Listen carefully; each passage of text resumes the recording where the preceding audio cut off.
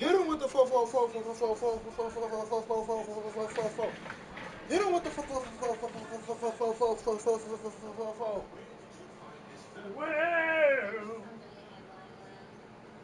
Well, it's the big show. I just realized I ain't got my TV lights on, but I know I shouldn't have to use the remote because my TV been on all day, and it goes straight to green. Yep. I scream your name.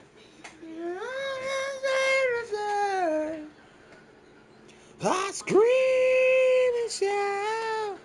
So what I'm gonna do now is freak the freak out. So what I'm gonna do now is freak the freak out.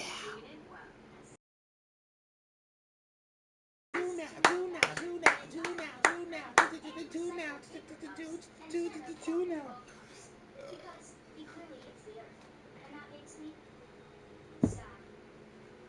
That fucking face.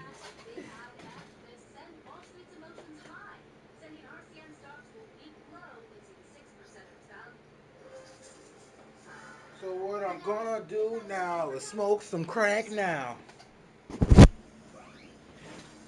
Hi.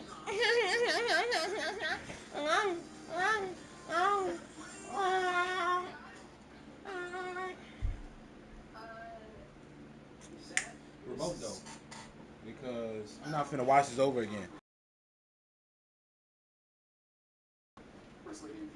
Or at least a moment. I'd like you to meet Sam Puckett, Freddie Benson, and my bouncing baby sister, Carly Shay. It is great to meet you, Carly. Ready? Hit him with the... Hey!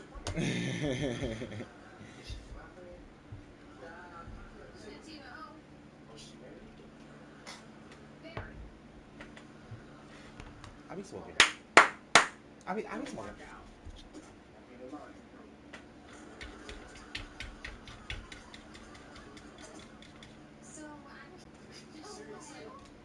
My daughters are big fans, and I am too. Wait. Is she? Smoke crack. So what are you doing here? Crack. Your Excellency. No power, Your Excellency. No, I know. I came here to say I'm proud of you. Why are you proud of us? Because of how much you care for your father, and because of what you two did for your friend. I'll be smoking crack with my friends, and it makes me feel so good. In the military. My husband is the president. And it can be really tough for kids who have a mom or dad away from home for a long time. Wait. Hang on a second. You got something I can use after? Sam? The First Lady is talking. She's the most important woman in the world. In the world. So that means I can't. Anyway, I was watching her Carly with my daughters, and I was really touched by how much you love and care about your dad while he's away serving our country. Oh, remember, you said you were proud of us too. Absolutely. As important as it is for Carly to support what her dad is doing, it's just as important that she has good friends like the two of you who understand her situation and support her too.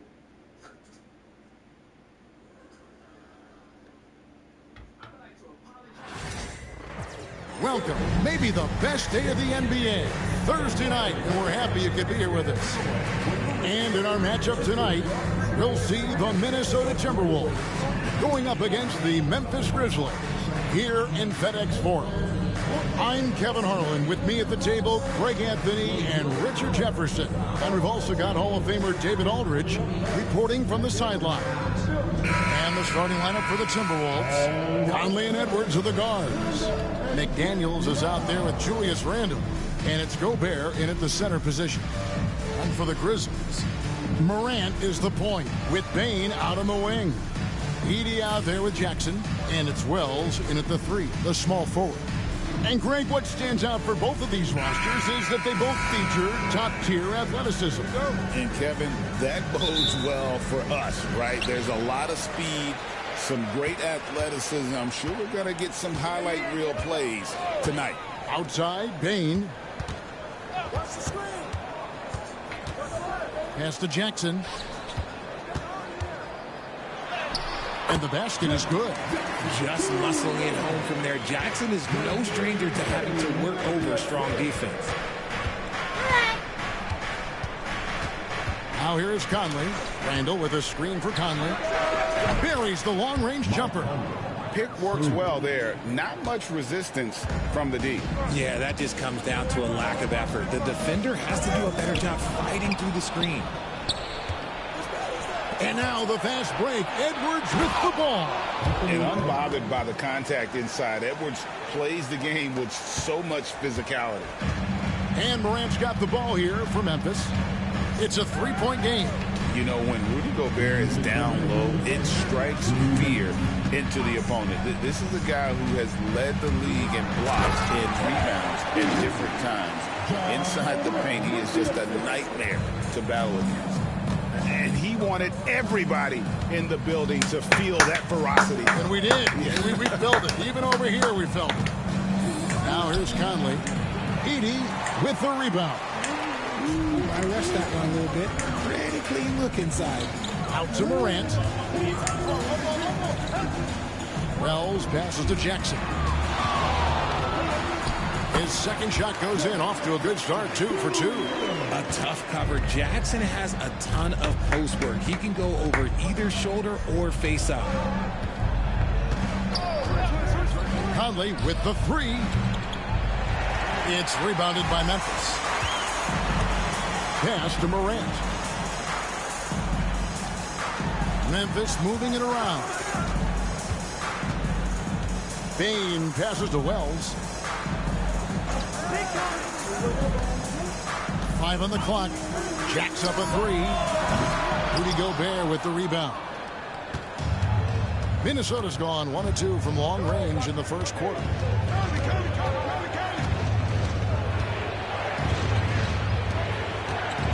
Here's Randle.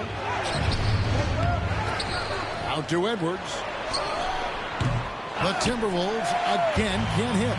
And even without that 3-ball dropping for him, the defense should have done more on that last play. Morant surveying the D.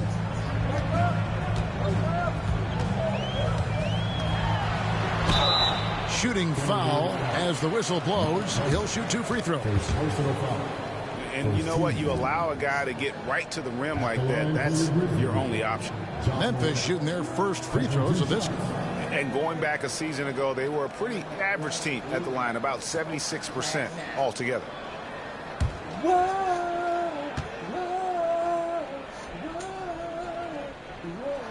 And he makes the first. Both teams deciding to change it up.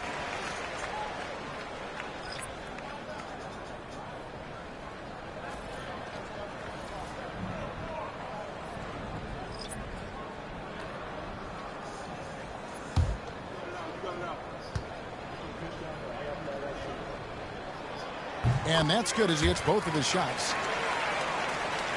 About 3 minutes gone here in the first quarter.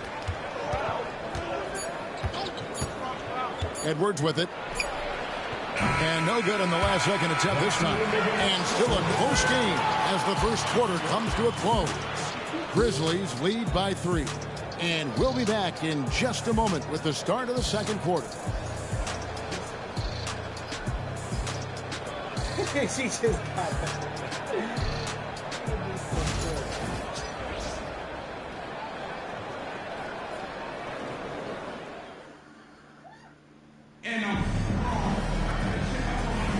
And close game underway so far. We'll see if either of these teams can jump out in the second quarter. And looking at what we've seen from the Grizzlies, what do you guys think? You got to credit their defense, communicating, rotating, making plays on the ball. It's been a group effort, and that's what it takes to play the kind of defense that they've played. Great showing from them. Clark is out there with Jaren Jackson. Then it's Pippen. Then it's Luke Kennard. And it's Aldama. And at the small forward. That's the group for Memphis to kick off the second quarter. It's an odd stat, but what I'm going to throw out there anyway, the Memphis Grizzlies set an NBA record last season for players used in a season. Kevin, this isn't football, right? They had 33 different guys suited up last season. That tells you how difficult it was.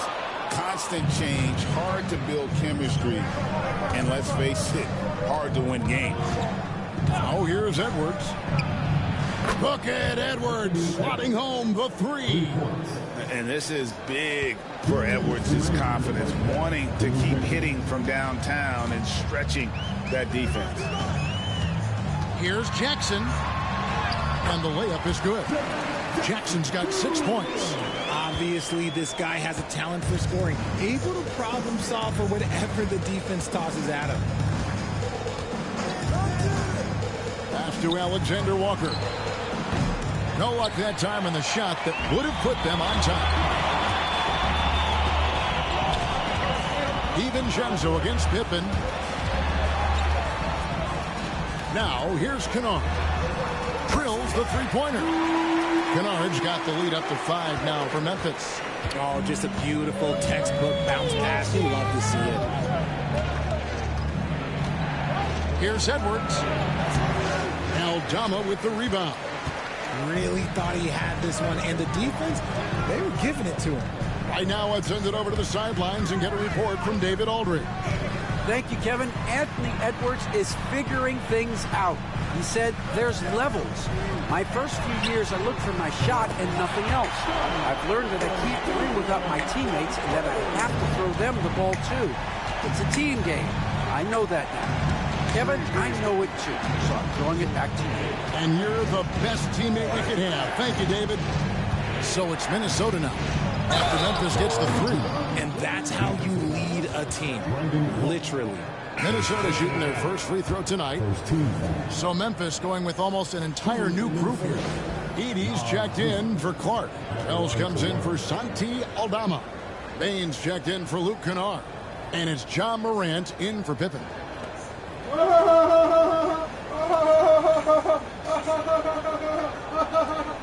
the lanes. Mind the lanes. One shot.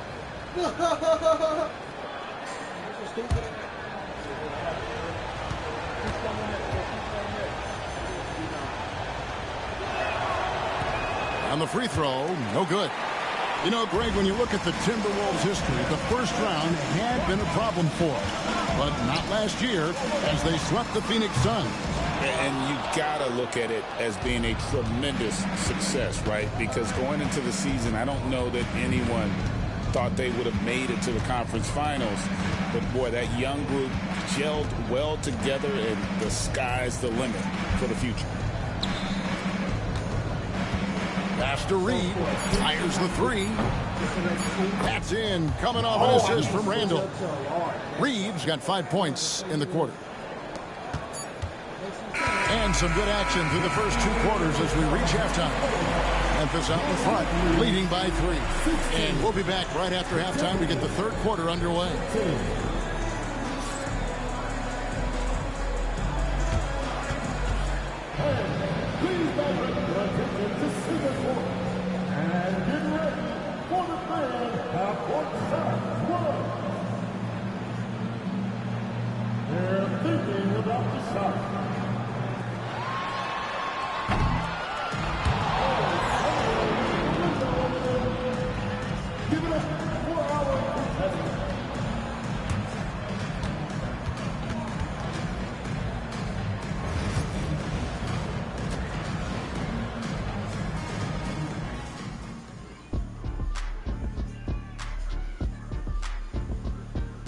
I haven't had a strawberry Fanta in so long, so I'm gonna get that.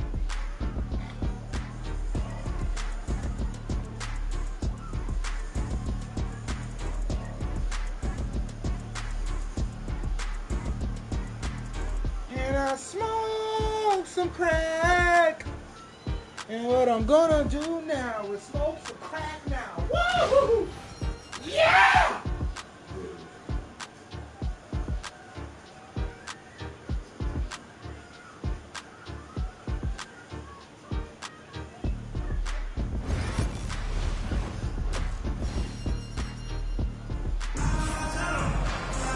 And we're halfway through this one. Plenty of basketball left in a game that's been fairly even so far. You look at Jaren Jackson. What a contribution. You just love the patience in that first half. Waited until he got the look he wanted. You love guys who can get their shots within the flow of the offense. Analytics or the eye test? The optics or the numbers in front, Greg? When you're judging the performance of a player, what kind of criteria do you use? Well, an MVP candidate recently said, my eye test tells me this guy's a terrible defender, but the analytics tell me he's a great defender. I'm confused, and I often feel the same way. And on the floor for Chris Finch as we get into the second half. Edwards on the wing. He's joined by McDaniel. Julius Randle is out there with Rudy Gobert. And it's Conley in at the point. 5 to shoot. Gobert finds Conley. That misses, and a chance to tie it there. And he didn't punish them for the weak coverage there, but they can't count on him to continue missing. Now, here's Morant for 3. Randle grabs the board. Timberwolves trail by 3. After earning the number 2 seed in the 2023 playoffs, Richard, last season was a lost year because of all those injuries and other things in Memphis. Ja Morant only played 9 games last year. Desmond Bane missed half the year. Marcus Smart out. The Grizzlies still have a lot of young talent and a very bright future. And the Grizzlies call their first time out of the game.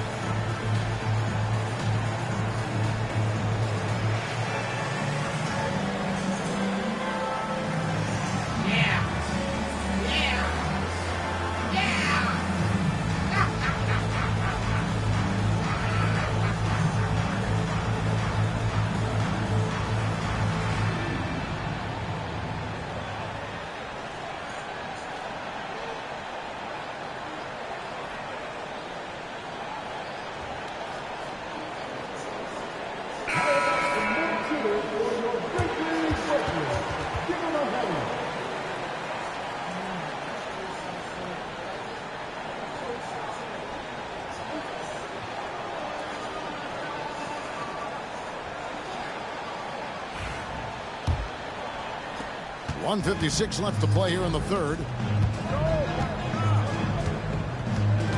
Morant against Conley. And Morant gets it to go. So flashy with the rock. Morant takes pleasure in slicing and dicing the D to pieces. R.J. Morant has always had unquestionable talent. Now it's a question of, can he focus on his game? And you hope he had his wake-up call. Still one of the most exciting players in the game. His burst and bounce, one of a kind. A moment now to hear from our sideline reporter, Hall of Famer David Aldridge. David. Kevin, thank you very much. The Timberwolves have become a rough and rugged team. Swingman Jaden McDaniel said, we don't let nobody push us around. We're always being physical defensively. I feel like we're a tough team, super tough. Kevin, they certainly have the size to hold their own. Always being physical. But, David, that's their identity. And we thank you for the report. Edwards getting the close range, too. And don't let Edwards' position fool you. Anthony is built like a linebacker. That upper body strength helps him down low. Outside, Payne. They set the pick. shoots from 14. Minnesota with the rebound. Edwards looking it over. A tad short, but it's good off the front iron. Edwards got it all tied up now for Minnesota. Rate of baskets assisted, it's a stat I really like. It tells the story of how well you are playing team offense. Pass to Bain. Launches it. Drills it from outside. Bain's got himself on the board with 3 there. And the lack of effort to fight over the screen there makes that an easy shot.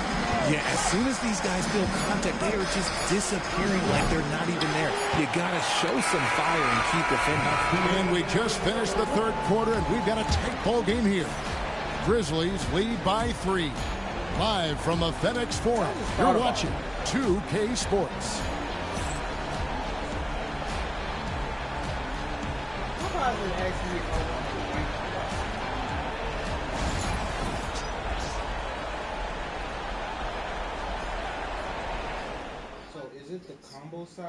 And let's take this chance now to show you the State Farm assist of the game. And I'm glad this was the pick because I love this pass. Such a great dish. That's what I call court vision. That wasn't a better pass in the game, almost like he had a sixth sense.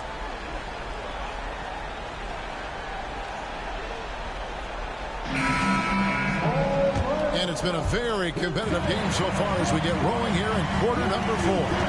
Morant is the point with Bain out on the wing. Jackson is out there with Wells. And it's Edey in at the 5 spot. That's the lineup in the game for Memphis. Grant. Pass to Wells. 3-pointer. They get the rebound. Conley against Morant. 2 free throws coming up, and they call the shooting foul. Michael Conley picks one up. So good at staying in attack mode. When Morant is going at defenses, he forces them to foul him. Let's quickly check out the scoring breakdown here for the Grizzlies. You got to be impressed with how assertive they are on offense, continuing to cut hard to the rim time and time again. And also, guys, the confidence to keep taking the 3. It's been falling, so they've got to keep going back to it. I got to think about it. The first free throw is good. And we talk a lot about Morant's athleticism and skill, but what stands out for me is his effort and intensity that he plays with.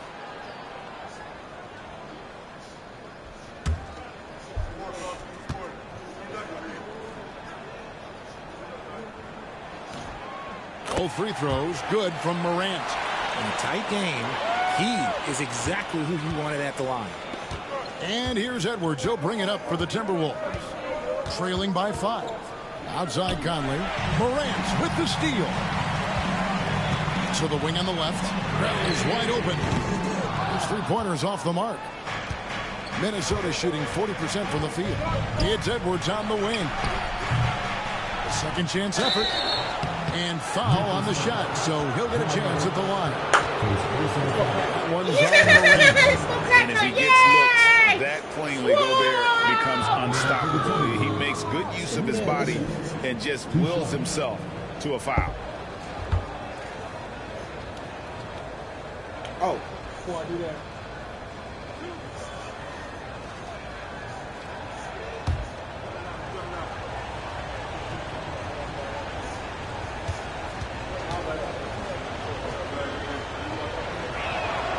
And the first one at the line is good. And Gobert knows his role on this team. Rebound, block shots, and look to score near the basket. It's like when I do it, I like to do it. Because when I do it, I do it.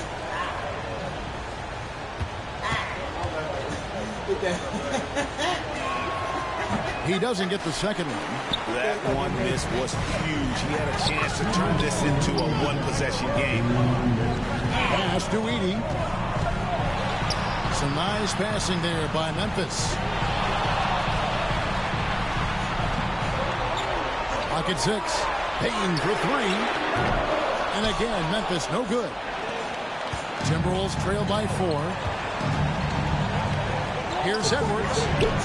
Lands soft on the front of the rim and drops. Man, that's what they're looking for from Edwards. Scoring from all areas of the court, even mid-range, keeps the defense honest. Moran's against Conley. Now here's Moran. Tight defense on him. Misses from close range. Here's Edwards. That doesn't go on the chance to tie. They came close there to tying it up. You love the intensity out there right now. Close game. Both teams leaving it all out there. It's stolen by Gobert. And here's the fast break. Randall leading it all the way. No one near Conley as he lets it go. Buries it from outside. Well, you just love seeing a player with absolutely no fear. He knew what they needed here and was determined to deliver. The Grizzlies call timeout.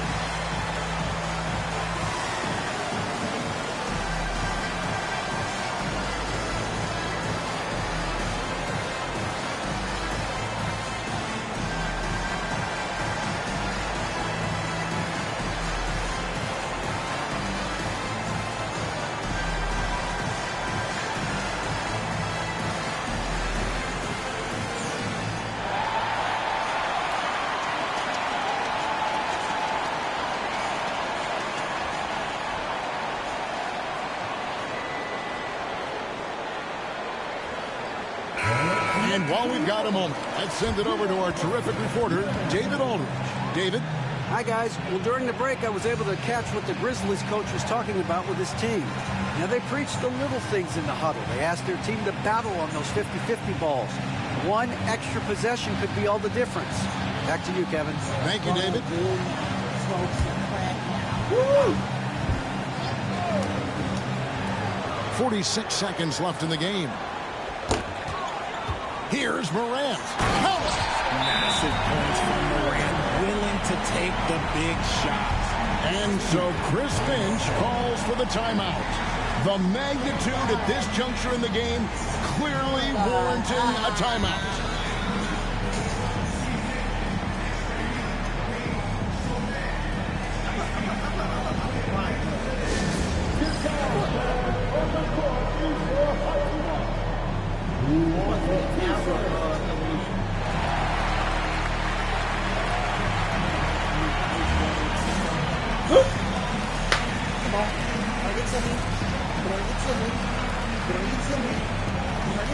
Yeah!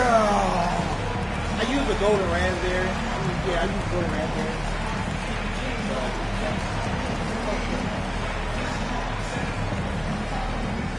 That means I need to beat apple. This is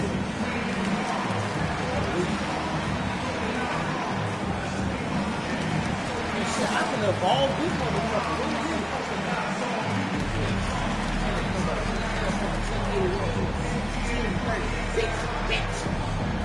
You know, I got motherfuckers in 20, so I mean, yeah, I got motherfuckers in 20, 30, but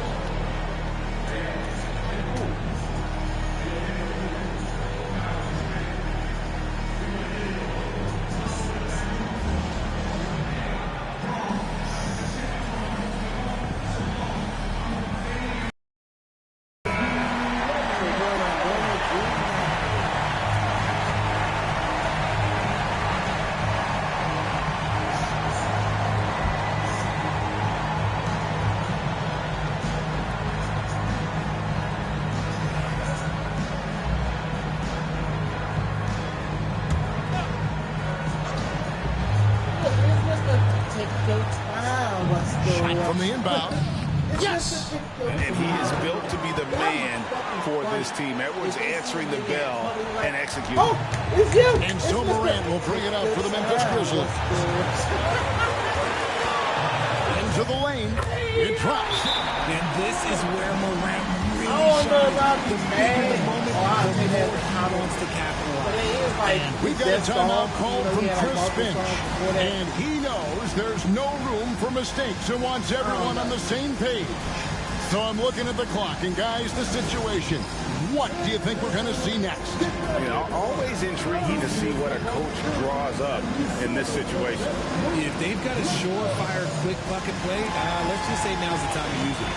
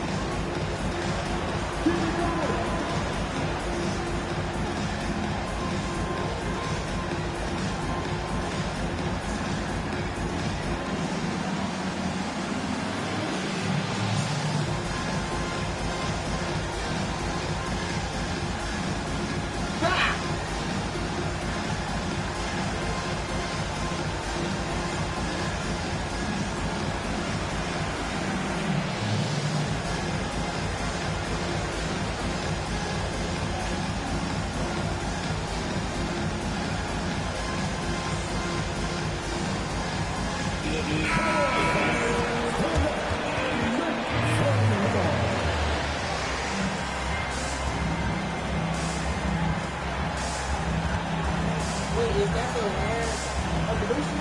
Yeah, that's the last evolution. That nigga 459 though. And his second evolution is 1645. I do not have 100% fucking rebounds this nigga. Randall finds Edwards. 5 seconds separating the shot and game clocks.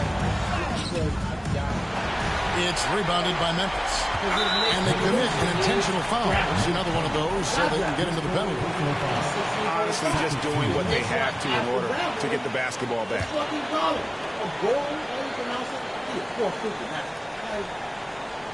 Here's Morant. So they foul intentionally. Personal foul. For the team. At the line for review. I'm getting rid of Jimmy. He's more than what his evolution is already. Take a break. Take a break. Fuck that shit. Fuck it. Fuck that shit. Fuck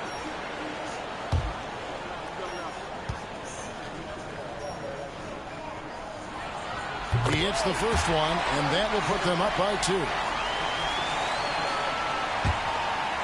So I either gotta extend my storage. Second one is good. In both at the line, and it's a 3-point game. Wow, doing all he can to give them the edge, pulling their lead out to 3 points. Here's Edwards, and finished off by Edwards. Man, what a creative finisher. Edwards is so fast in how he gets up to throw it down. And now they foul and stop the clock. You have to foul, but I'm sure they would have liked to foul someone different.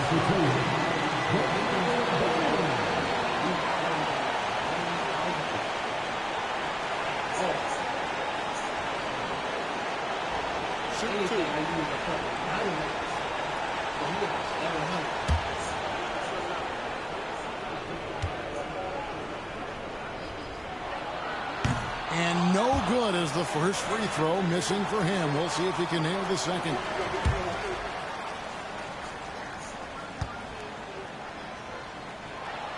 And he ends up making the second, and that will put them up by 2. 11 seconds left to play in the final quarter. Here's Edwards. Offline. And a missed layup. And so they choose to intentionally foul. Personal foul. 15 foul. At the line for Memphis. Desmond Bain. Taking 2 shots. Shoot 2.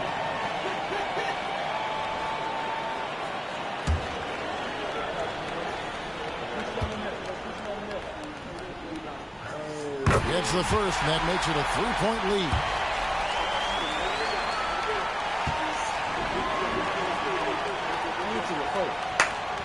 And the second free throw, no good. A tough break there. So a close game sees Memphis take this one. That was a fun night of basketball. Fabulous finish as they continued to wait out until the very last moment to seal it. And there are so many times when you see these tight games won at home, that advantage of having that crowd behind you oftentimes is the ultimate X factor. A chance now to send it over to David Aldridge, standing by courtside. David. Thanks very much, Jaron. A young team, but you're going in the right direction. How does a game like tonight help you keep that flow? It's progress. You know, everything is progress. A win you can learn something from. A loss you can learn something from. So we're taking every little bit of it, and we're just happy to get one at home today. It's a step in the process, man. Congrats on the win. Like Back to you. Thank you, David. Thank you for joining us. That'll do it for now. Along with Greg Anthony, Richard Jefferson, and David Aldridge, this is Kevin Hart. Thank you for watching tonight's presentation on 2K Sports. And as we leave you, we give you our player of the game, John Morant. We all want things. I mean it. Carly, if you want your precious website back, all you need to do is ask. Okay. Can I have my website back? No. No. Don't be rude. I'm just negotiating. What do you want? Same thing I wanted the day we first met. A kiss. A kiss is what I seek. Upon your lips. No, not your cheek. Okay, first of all, no one likes a rhymer. Very well. If you refuse to kiss me, I suppose I'll just have We to closed at 11. I'm good. I'm trying to wait till the rain die down. I'm not trying to put the driver through that because I'm not trying to tip that motherfucker. And it's going tough. It look like a hurricane coming, bitch. But nah, summer solstice is tomorrow. I saw that on Facebook. And I guess that means that we're going to have no more rain and straight heat. But if you pull any shenanigans, I won't. I'll see you at 8. I'll bring the URL transfer document. And with your sweet lips. Get ready, Carly Shay, for a real kiss from a real man. Mother, right about.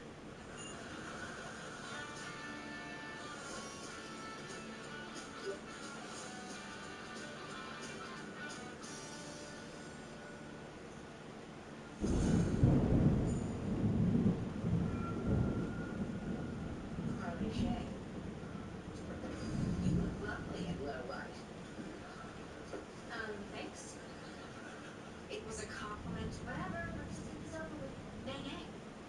You will have a pleasant attitude when you kiss me or the deal's off. Okay. But you sign this first. No, you kiss me first. If I kiss you, how do I even sign it afterwards? You don't trust me. Smart girl, hand me the document. Here you are. Thanks. And before you try to run away, roll! Alfonso!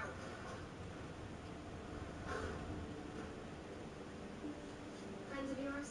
More like insurance. To make sure you don't try to skip out on my kiss. You don't trust me? Smart boy.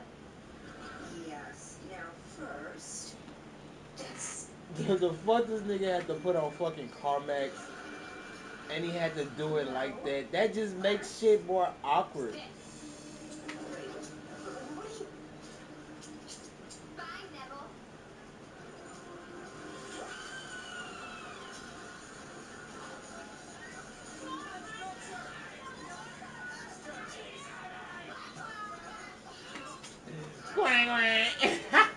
That fucking girl there.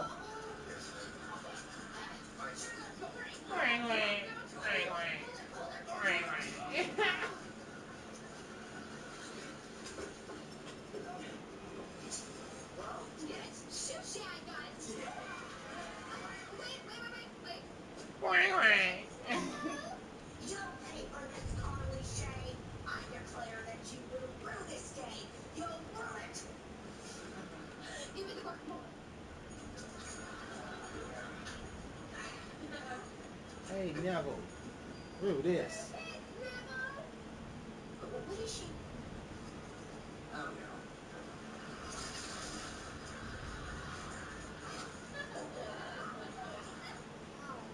fucking guacamole looks slimy. Yeah. Let's not talk about that. Ew. Let's talk. Summer's about to get real wormy with our new mouth-puckering lineup that takes you back. It's citrusy sweet with a blast of sour. Dive into a sweet and sour rush before they crawl away. Baskin Robbins. Of course you can get in a shake. I can't see how niggas eat sherbet, bruh. That shit, I ain't gonna lie. I would eat it, but I wouldn't buy it. And I wouldn't eat it like I eat regular ice cream. I'll eat just like a little bit of sherbet. I'd eat a half a pint of ice cream. But yeah. Citizens of the Reject Nation, I had to start with a little of a jump scare. Wasn't ready for that. That's, oh my god, I never scare him, not even at home. But we are here to do the Bloodlines at his final destination. So excited! Let's go. I'm here with the real Rumi and the Bane to my Flash. Hey, Jonizio and Eron. Welcome, sports fans. Thank you for joining us. It's the NBA on 2K Sports. Alongside Hall of Famers Doris Burke and Grant Hill. I'm Brian Anderson. Ali LaForce on the sideline. We're not by each other no more. Now the starting group for the Houston Rockets. Van Vliet and Green, they're manning the backcourt. Dylan Brooks is out there with Thompson. And it's Şengün in at the 5. And for New York, they've got Karl Anthony Towns. Mikal Bridges is out there with Jalen Brunson. Then it's OG Anunoby, and it's Hart in at the 4 spot.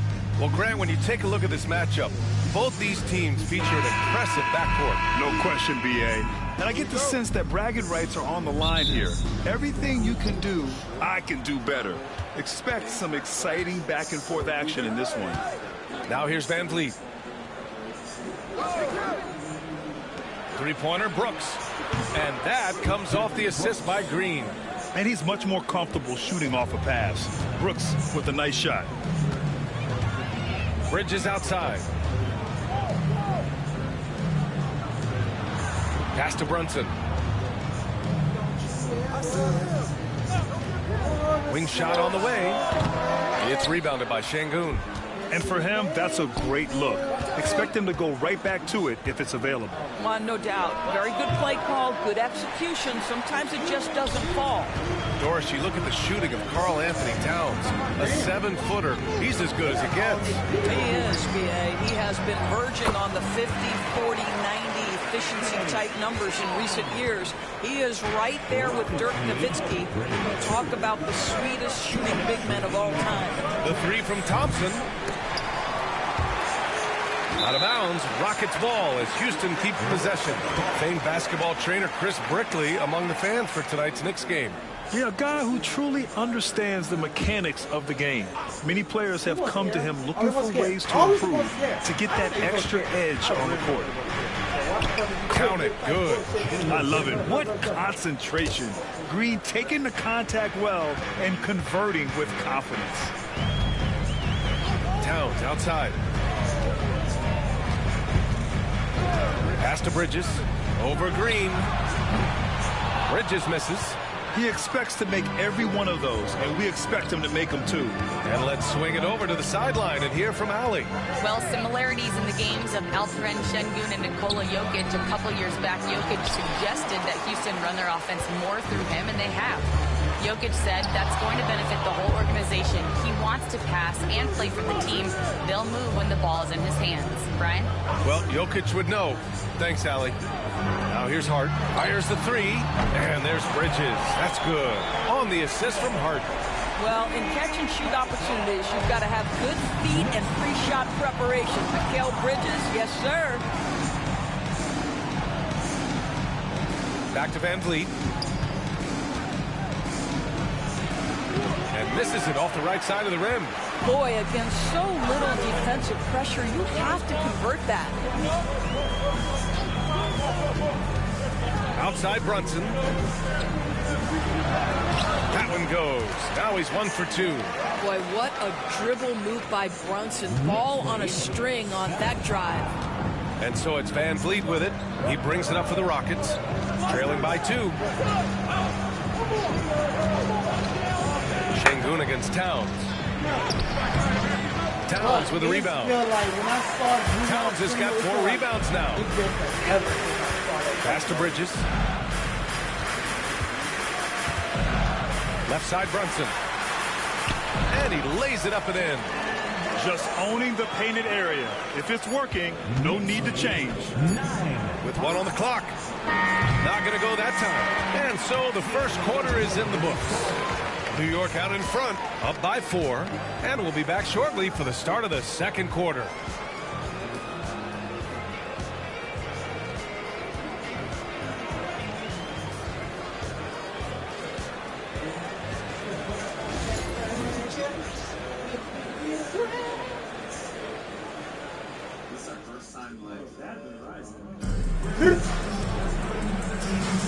And thanks again for tuning in. If you're just joining us, we've played through 1 quarter of action so far. And from what we've seen from New York, what's your take so far? They're off to a rock-solid start. They brought a well-thought-out plan into this one. What terrific work at the offensive end. They have built some early momentum here. This is how the floor looks for the Rockets starting the second. Smith and Şengün play together in the front court. Aaron Holiday out there with Cam Whitmore. And it's Eason in at the 3 slot. Drains the triple. Whitmore's gotten himself going with a triple, his first basket of the game. Well, the defense daring him to shoot, and he makes them pay for their disrespect. Payne, a screen on Eason. The pointer, Bridges. It's rebounded by Şengün. Given his range, you'd expect him to capitalize on that opening. Well, Grant, after 3 straight drafts high in the lottery, the Rockets got to 500 in 2024. Yeah, and I love how they signed some vets in the summer of 23. Houston decided we want to win now, and I wish more teams did that. Great timing and coordination. Lays it in coming off that pick. There's a minute 54 left in the first half of this game. Here's Payne. Yet to see a basket. Shot clock at 6. Achua with a screen on Holiday. And here's Payne outside. It's rebounded by Şengün. Houston in the lead. Here's Holiday. And the Rockets tack on 2 more. Great to see players still working the in-between areas. There wasn't much resistance defensively. And timeout is called by Tom Thibodeau. I think right now he must be looking at some adjustments. All right, I mean, get ready like everyone's watching. This is the one that went directly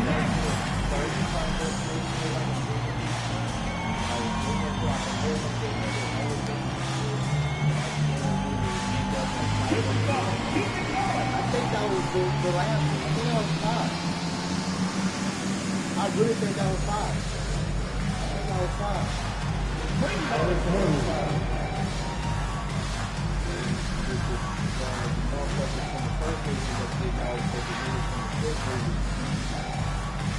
Get off, but knew what was about to happen.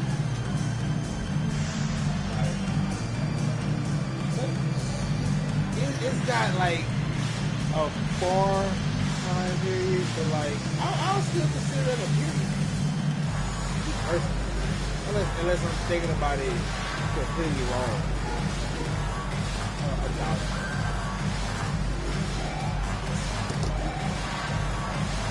So for the Knicks, Towns, he's checked in for Robinson. Anunoby comes in for McBride. And it's Jalen Brunson in for Payne. And Houston will go for a different look here. Thompson, he's checked in for Smith. Brooks comes in for Eason. Green's checked in for Whitmore. And Van Vliet is subbed in for Holiday. Second quarter of action, about a minute and a half played. Doris, how about the emergence of Jalen Brunson?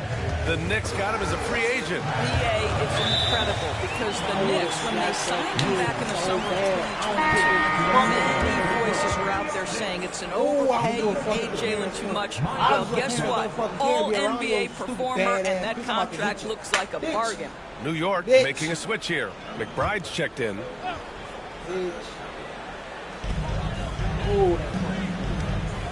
Brunson taking his time here. They need this. Oh, look at Jalen Brunson. Don't let that size fool you. And you see the aggressiveness and the absolute refusal to be intimidated inside. Jalen Brunson, a big-time finish. Achua against Thompson.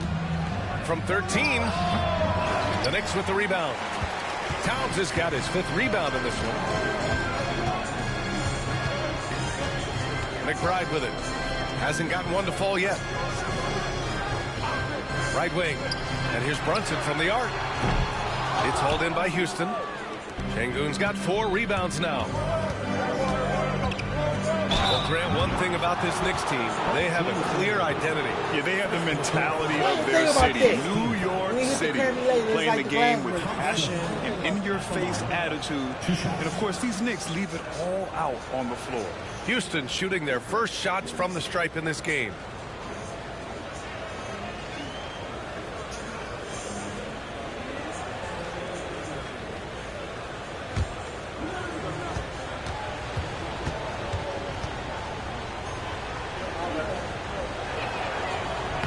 That free throw is good from Thompson. And what I like about Thompson, along with the high-level athleticism, he has a high-level feel for the game.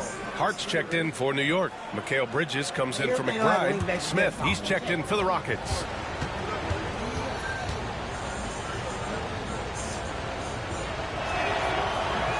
Both free throws good from Thompson. And Grant, you look at the Rockets' additions over the last year or two. There's an emphasis on toughness. Yeah, toughness, both physical and mental. Those are the kinds of veterans they've brought in. And that extends, of course, to the coaching staff, too. Now, this is what separates Karl-Anthony Towns from other players his size. That quick first step to get to the drive game. 3-second difference between the shot clock and the game clock. Here's Van Vliet. And it's Brunson with the rebound. Bridges finds Hart. Outside Brunson. And there's the drive over Van Vliet. And he gets it to go off the front iron. Brunson's got 4 points this quarter. Well, the versatility he possesses makes him a very tough cover, guys. And we're through the first half of play here in what's been a good one. New York out in front, up by 1. All right, now let's check in with Allie LaForce. Allie, what do you have? Thanks so much. I'm here with Coach Tom Thibodeau. And Tom, what's it going to take down the stretch to win this ball game? I think just tough defense, take good shots, not turn the ball over, play smart. Back to the basics. Thanks, Coach. Allie, as always, thank you. We'll be back right after the break for the third quarter here on 2K Sports.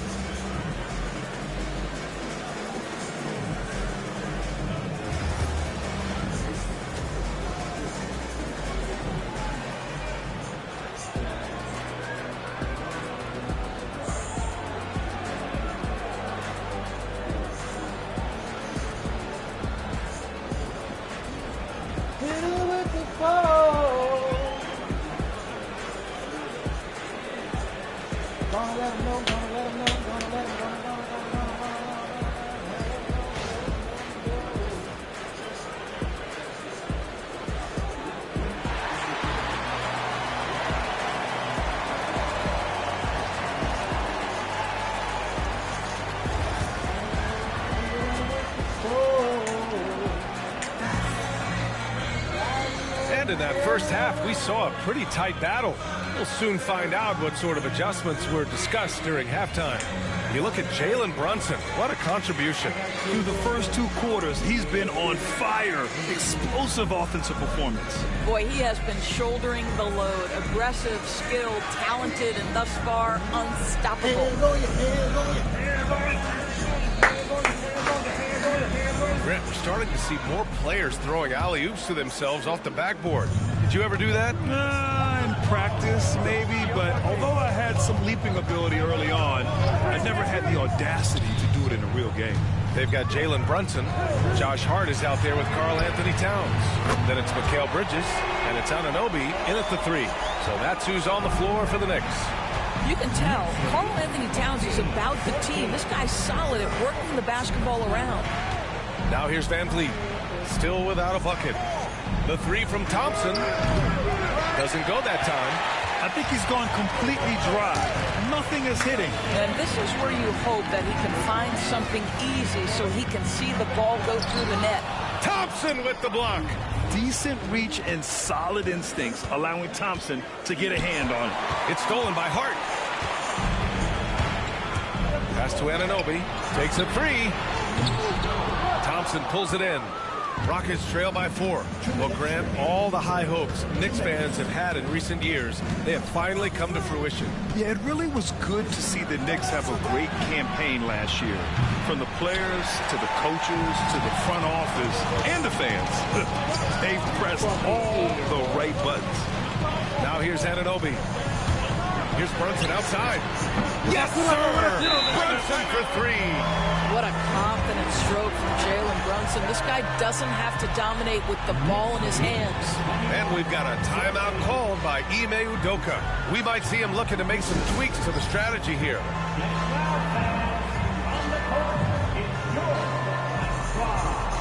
It's time for teachers.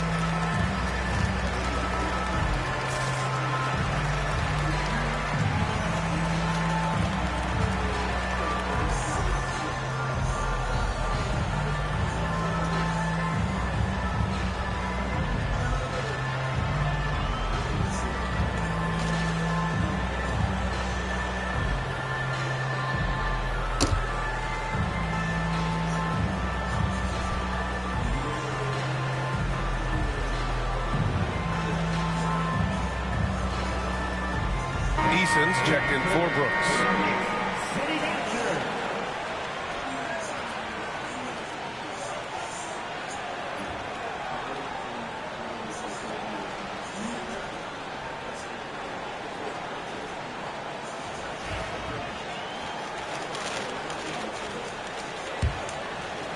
Right around a minute and a half played in the third quarter.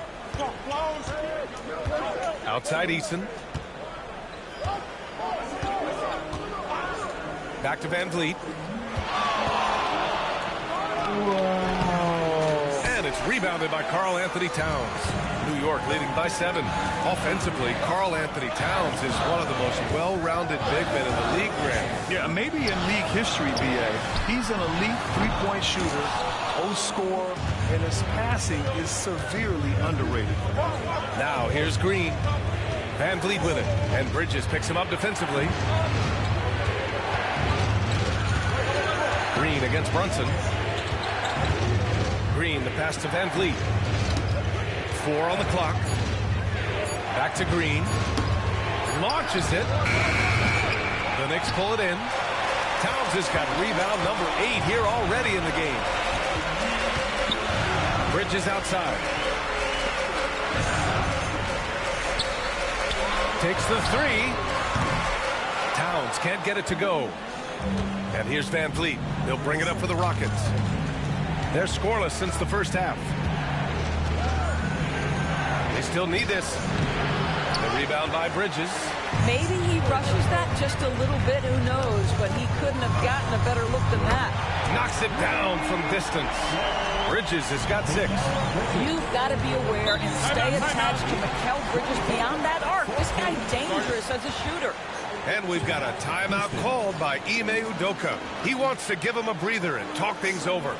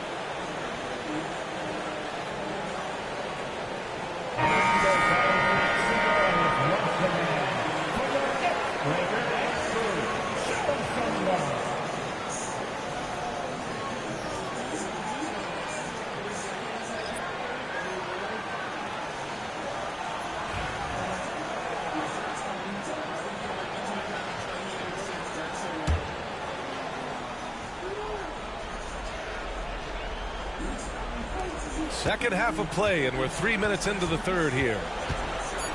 Will it go? And he sinks that one, hitting the back of the rim on the way in. Wow, he doesn't make those kind of plays too often. Sweet move inside. And so it's New York, finishing the quarter with an 8-point lead. The hustle they've shown on defense has been tremendous. We'll be back in a moment.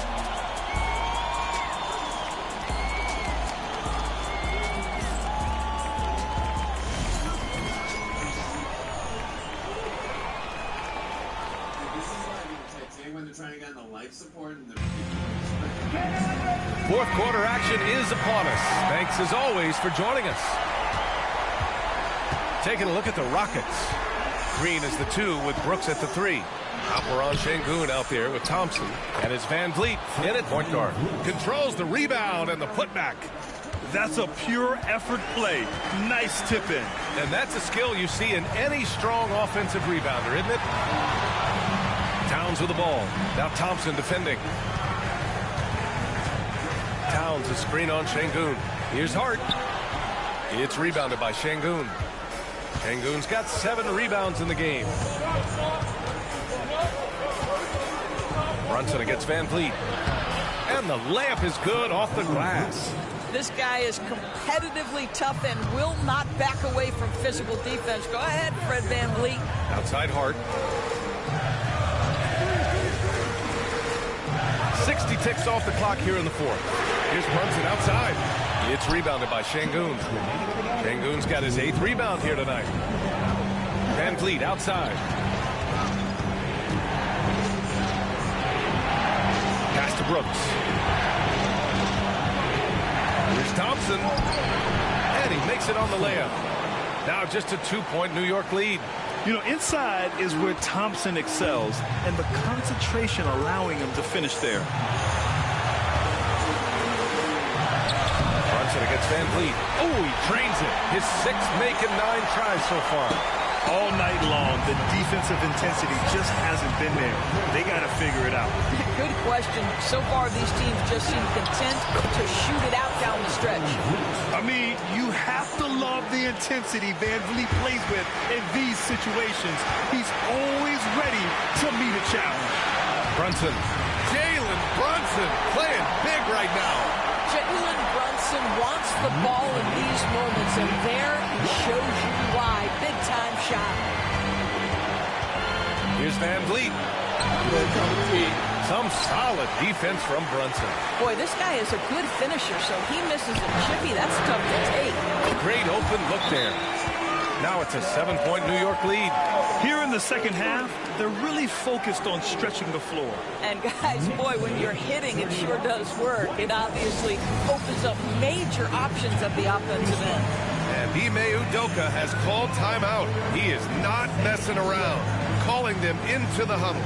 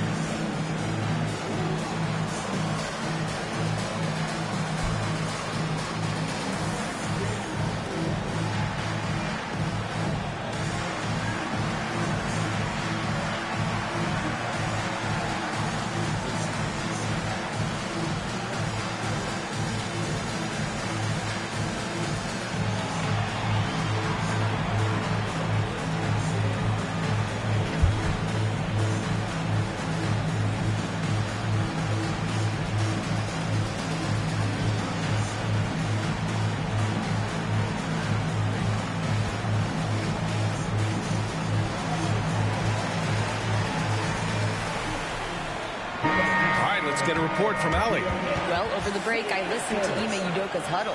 He thinks they're still very much in this game, saying it's right there, but it's on us to take care of it. We have to make it happen, hoping to inspire his team here. Okay, thanks, Ali.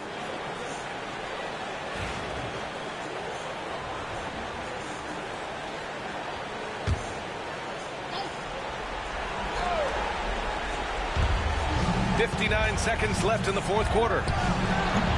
Houston with another miss. No wonder he's been off the mark.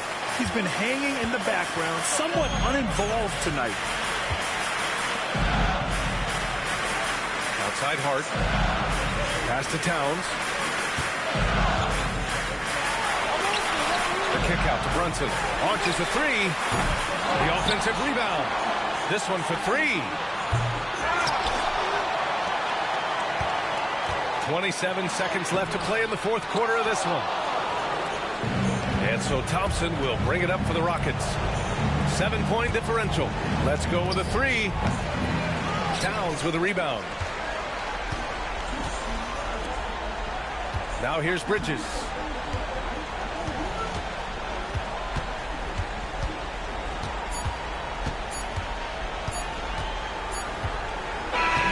And so this one belongs to the Knicks. Boy, they didn't make it easy on their fans or themselves. But at the end of the day, everyone on their side is happy. Yeah, happy indeed. The momentum shifted away from them a few times, especially early on. But give these guys credit for sticking with the game plan and finishing the job. Well, now a minute to check in with Allie LaForce. She's courtside. Hey, Allie. All right, I'm with Karl Anthony Towns. Karl, congratulations on the victory. What was key in getting the win here tonight? I mean, we played like we wanted it more. You know, we came out here and we just did a lot of great defensive stops. It wasn't offensive. It was more defensive. We did a great job. We got the 50-50 balls, put us in a nice position. We can see and feel that desperation. Congrats on the win. All right, Allie, good stuff there. Thanks for that. And that'll wrap it up, folks.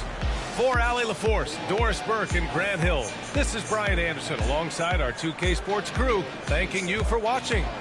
And now, time for our player of the game, Jalen Brunson.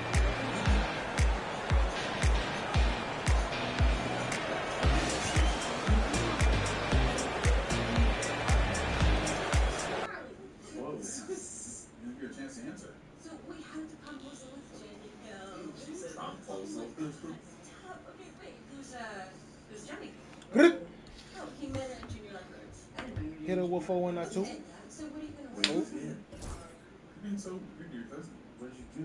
Robert, Stephanie's here. Come in. Oh, no. Yeah.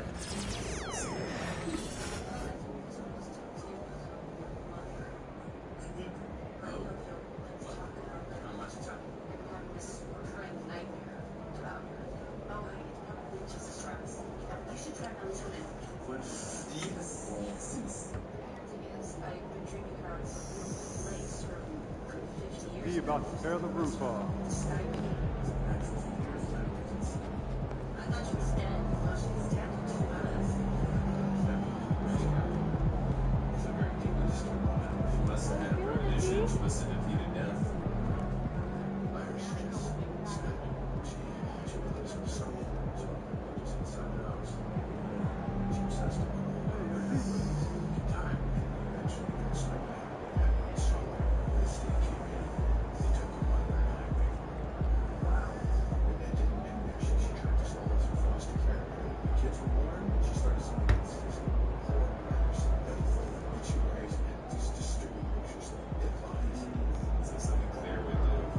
Objects in motion, stay in motion, as long as they run. How you feeling? Well-being and your safety. Stay the hell away from her. Yeah, but there's a reason she's getting these visions. Like, that's just looking for her. I found Paco. Hey! I figured it was a turtle. You do not look in the bottom drawer of the dining room cabinet. What?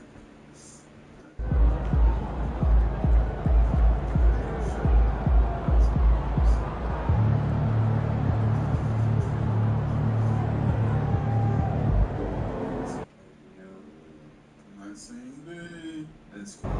It's the first time we didn't get to see what happened immediately after. It's such a good way to do it.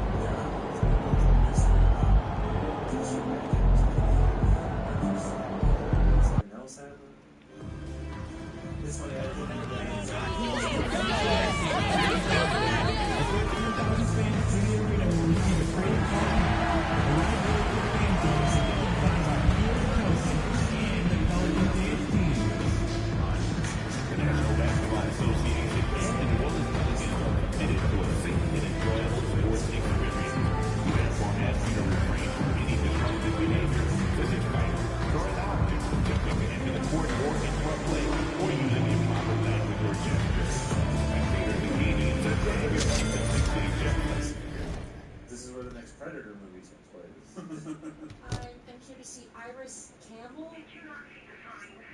Yeah, yes, I did, but and your granddaughter? She's like a golfman in Las Vegas. Have she?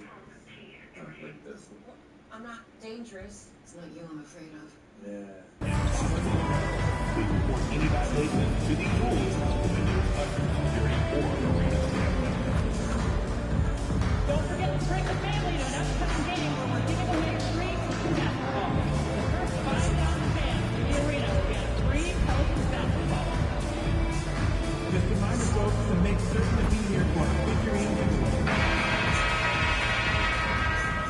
Greetings and best wishes for a happy holiday season from all of us at 2K Sports as we get set for this NBA presentation. Moments away, it'll be the Denver Nuggets going up against the New Orleans Pelicans here at their home, the Smoothie King Center.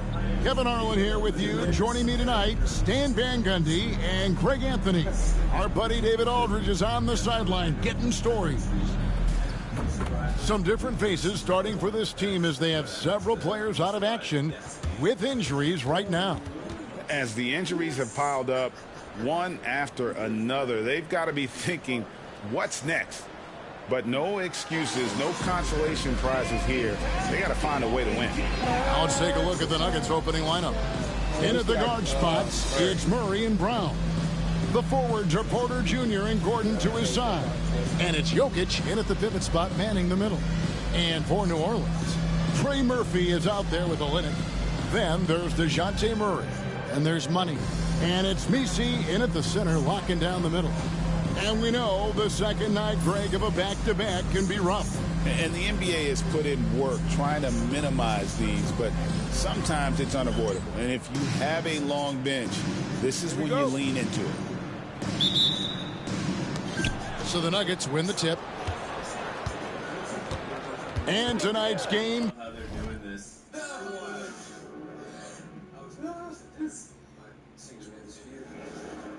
Get out. Yeah, cool. Told that Penny you killed somebody. Oh, I'm so sorry, of course. Is she gonna stop? No. Is that a no? Everyone's going to die. The whole building is going to come down. Are you serious? Stop him. No, lady, give it to me. What are you doing? What is wrong with you? Oh, kid. Wait, are you going to tell everyone to stop dancing? Take the mic? You're going to get down my elevator, lady. Oh, boy. Huh? I mean, just look down. Yeah, look at that. Iris! Yikes. I saved a lot of lives that night. Oh, no. Wow, what a transition. Closed the restaurant after that. Said it needed additional renovations. That's spooky. But it never reopened. Eventually they tore it down. So you stopped the disaster? Yeah. Wow, that's new. Come for all those other people in there? Doesn't like it when you fuck with his plan. Uh-huh. So over the years he came back and he killed everyone who was there that night. Yeah. Did you say Death came back? He's a relentless son of a bitch. Yeah. Yep. I taught myself how to see him coming, to anticipate his every move. Been keeping him at bay for years now. My Necronomicon is... It's got me. Cancer. Leave that shit. Sorry. Got the diagnosis 2 months ago. Christ the Lord. Christ the Lord. Ah, death. Why am I dreaming about what you saw? What matters is that when the universe speaks, you pay attention. You should have paid attention when that thing on the table moved. Yeah, look at that. Okay. Alright. I see you, you fuck. Yes! I love her. She's great.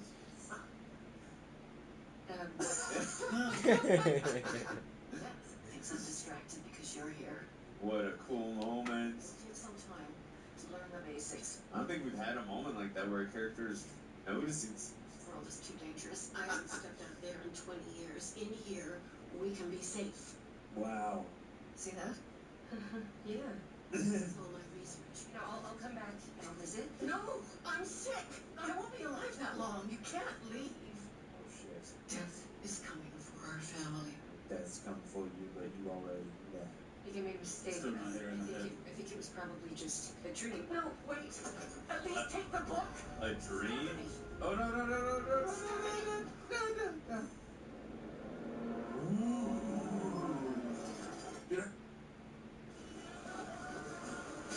Like Dev smelt that bitch when she opened that door. Oh, my favorite bitch.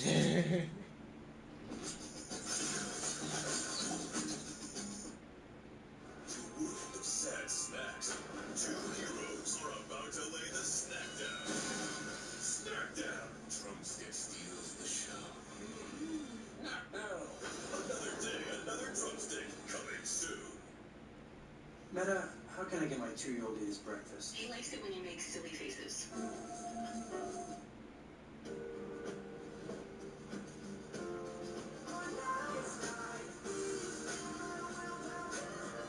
Get this low mileage lease on this 2025 Cadillac Optic.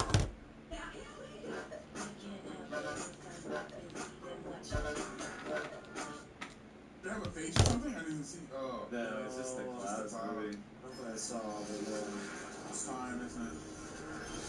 Is it worth it for Stephanie? It's like, cancer's already got me, whatever. No! Wow. Stop! Oh, no! This book is a lifeline. It will show you everything you need to know to keep our family safe. Sacrificing yourself. You still don't believe me? It's coming for me right now. Yeah, you will believe. Step back. Oh, no! Ah! Seeing is believing. Wow. That's crazy. Wow. Oh my God. Yo, that was horrible. that was so hard. That seeing is believing is your last one. Now you believe in death? You're right about Iris. I never should have went there. Honey, there's no need to apologize. I'm so sorry you had to go through that. Use that book. She said something to me before she died. She said death was coming for our family. It's crazy, right? Oh my God. She died the way she did. I emailed. Oh, is that the mom? Is that the mom? What do you guys think? Probably. Is that mom? No. Yeah. Oh, senior since she was 10. Love the floating angles. Oh, this actress. The only thing I know her from is Home Alone 3. You don't remember her like I did. Yeah. Give her a chance. She abandoned us, and now she rolls in here. After It was not. Gives MP a chance to continue one of his goals he set for himself, being a thorn in the side of the best teams in the NBA. And most of the time, they've been up to the challenge. It has good. Another from three. Now claiming the mark for hitting the 5th most threes in a season. Wow. A tremendous feat. It's incredible how he can control the game from the perimeter. Pass to Brown.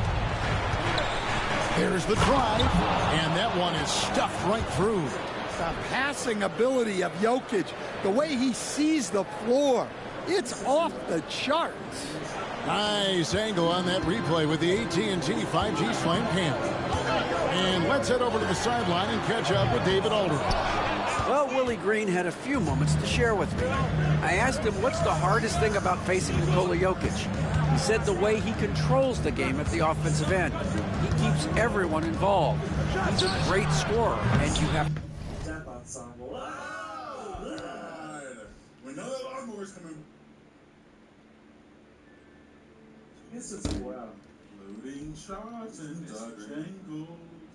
That is a cool thing about a franchise like this is you can apply a lot of different tones to it, and the first couple being so tonally all over the place kind of helps you do that. Oh, wow! Jesus Christ again. See, I'm like, how do you not believe after something as freak as that? Yeah. Oh, and there's your death ensemble. God. We know that lawnmower's coming back. Please don't, Aaron. I think you were right, but please. Aaron, just tell me, do you like pina coladas? Ice kill. We got pipe kill. I could see that trampoline also being. I don't know. There's so many. Oh, blast. So good. There's so many different things you could do. Oh, and the ice! I hate it here. I hate it so much. Why do you do that to us? People off the offensive glass. Tall order. All of it. Guys? All right, thank you, David. 3-point range try is off from Stewart. And close to making the defense pay for the lax coverage that time. The amazing Nikola Jokic, Stan. How fun is this guy for us to watch every time we do a game? Yeah, he's such an interesting guy, Kevin. He's got so many skills, and he's led the league in touches, but he's near the bottom in how long the ball sticks in his hand. Constantly making quick decisions and passes. This guy is Should be a reminder to all of us to enjoy life and spend the time that we have together. Because we're not going to get any back. really like watching the best we've ever seen. I would agree. And what a quality to know where to go with the ball when the pressure arrives. Beyond the leaning, you could see his feet weren't set on that screen. Easy call. Look, you can get away with a lot in terms. That was such a good thing. That was good. Don't touch it. 65, I think it said. I could. Oh, she's been tracking the other ones. Yes. Nice. Yeah. Oh, from 3? Yeah, the grill. Oh no. Wasn't the grill? I thought the grill was at the end of 2. Screens today. You can't make it that obvious. And so it's Willie Green here calling timeout. He wants a minute here to get things straightened out with his team. Murray against Murray from outside the arc. And again, New Orleans with the triple. Well, what a quarter he's had. You can tell he's in the flow. They should be looking for him every possession. Outside Gordon. Outside Porter. Good ball movement here by the Nuggets. Kicks it out to Gordon. It's up a 3. That one, no good. And I thought that was going to drop. It looked good from here. To the inside. Pass to Stewart. Here's the 3. Second shot opportunity. And he gets the whistle. 2 free throws coming up. Personal foul. First team foul. And some stats here, guys. The scoring breakdown for the Pelicans. Well, the coaching staff's game plan is very clear. Move the ball on the perimeter and shoot the shots with no hesitation. And also have to bring up their passing game. They've been moving the ball with great precision so far and creating great looks for their teammates. The first one falls. To Stan, I'm looking at this Pelicans roster. They've done a great job building through trades, signing kids off the street, and acquiring talent. Yeah, I'm not sure, Kevin. Elaborate, listen, please. Ice is here with a big ass shard of glass in it. Ice, baby. Oh. Nice catch, Andy. No, I genuinely don't want to see this. Here in the sharp object corner. Oh boy. God damn it. Nor. Oh no, it's getting bigger. Nor. It's engorging. Ew. Ow. How much hose is there? Oh my god. There's some hose at this. That anyone's done a better job of putting together a roster so deep and talented, and as you said, they've done it in so many ways. Draft, trade, undrafted guys, just a tremendous job. Really something. Super work on the boards. They really want to put their foot down on them now. Yeah, and once you've got them on the ropes, Greg, just keep swinging away. Yeah, this is the spot where coaches want you to be relentless. Don't even give them a glimpse of it. Pass to Jokic. Will it go? The Nuggets with another miss. And Murray's got the ball here for the Pelicans. Leading by 5. It's those kind of passes that bring up the entire team's confidence. And And we have a timeout called by Michael Malone. He's ready to talk things through with the team. Both teams will make substitutions. And a quick look at some of the numbers for Russell Westbrook. And the biggest takeaway when you look at his numbers is how good his three-point shooting has been the past 5 games. He's finding the open spots on the perimeter, and when he's getting good looks, boy, he is not missing. And now the latest from our reporter, David Aldridge. Well, guys, Money in the last outing against the Knicks was superb. He scored 46 points, and to no one's surprise, he was dialed in from deep. And this team is on a hot streak. His play is a big reason why. We'll see if that continues. Kevin? Excellent, David. Thank you. Greg, how impressive was it watching him completely take over? Unstoppable. They won that game because of his effort and just his overall relentlessness. Yeah, and we're likely to see them go to him early on. See if he can't replicate that performance. And there's the whistle on the shot. Took the foul. Shot misses. He'll be shooting 2. And one thing about Westbrook, he does not have a quiet presence. You know he's out there at every moment, and his production speaks volumes.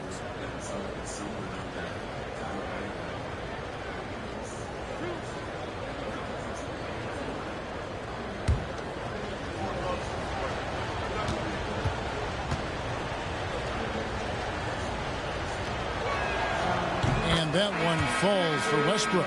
And looking back, Coach, how great was it to see the Nuggets win their first title back in 2023? One of the great NBA stories, Kevin. It was huge. It was a moment years in the making. That championship meant so much to the city of Denver and its fans. So after making the first, he goes 1 for 2. And defensively, Stan, the Pelicans look to try and switch as much as they can. Yeah, Kevin, and it makes sense with their personnel. It can mean reduced minutes for traditional centers at times, but that's the defensive philosophy they've committed to. Murray outside. For Murray. It's rebounded by Robinson Earl. And they have a narrow edge here in rebounding early on, and you wonder what kind of a role that's going to play moving forward. Guys, he's been a one-man air raid coming at them time and time again. Well, what I love about his three-point shooting is the spacing that he's adding. It makes things a lot easier for everyone else. Murray, no good. Pelicans leading by 8. Fires the 3. Damn it. And that's collected by DeAndre Jordan. Takes the 3. That one, no good. Here's Stewart. And the last shot before the buzzer is off. And they're scoring pretty well as we conclude the first quarter. Pelicans lead by 8. It's the NBA on 2K Sports from New Orleans.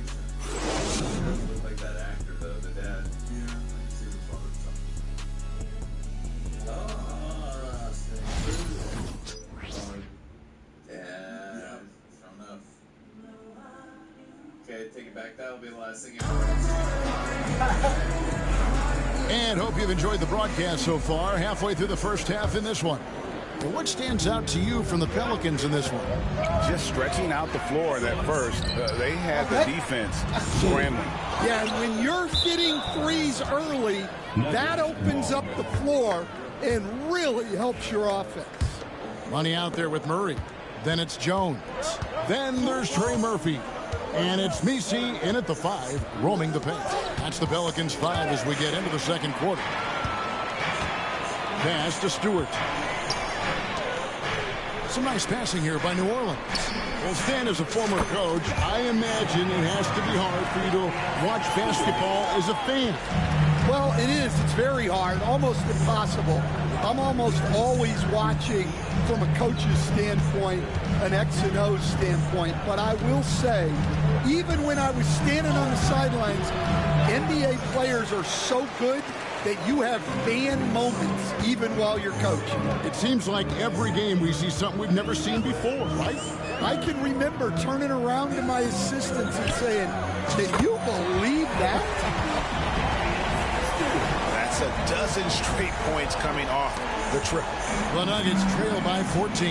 And with an update from the sidelines, let's check in with David Aldridge. Kevin, the Nuggets are an example of how you build a contender from the ground up. Coach Michael Malone says, I'm hoping we can be a blueprint for a lot of young teams, young coaches, and young GMs. Be patient. Let it build the right way, bring in the right kind of people, and you never know what's going to happen.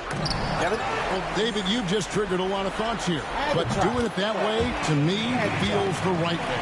And a lot of fun to watch their success. And we thank you for the report. And here's Westbrook. He'll bring it up for the Nuggets. Still looking for their first basket since the first quarter. Pass to Jordan.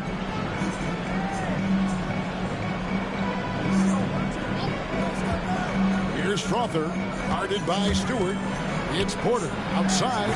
Hands it from downtown. Porter's got 5. Well, you want to answer back with 3 points? Give the ball to Porter Jr.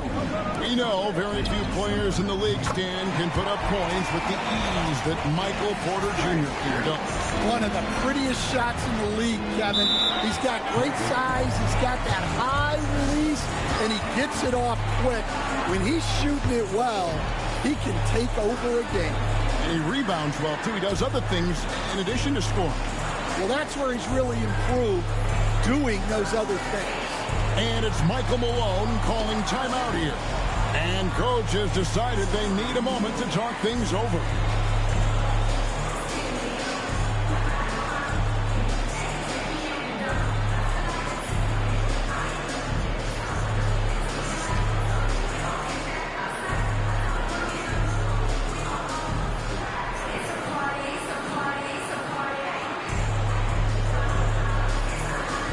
New Orleans making some changes here. Olynyk comes in for Money, and Hawkins subbed in for Murray.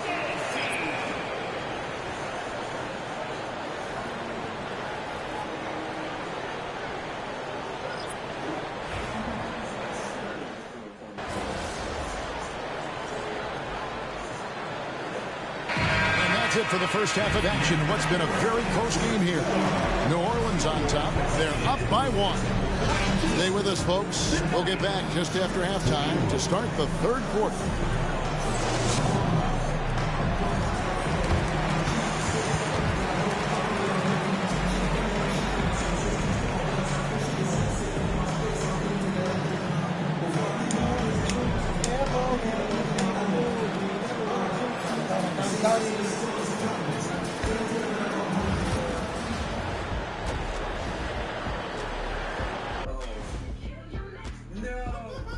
Welcome to our halftime show. Some excellent basketball so far with Denver in a close game.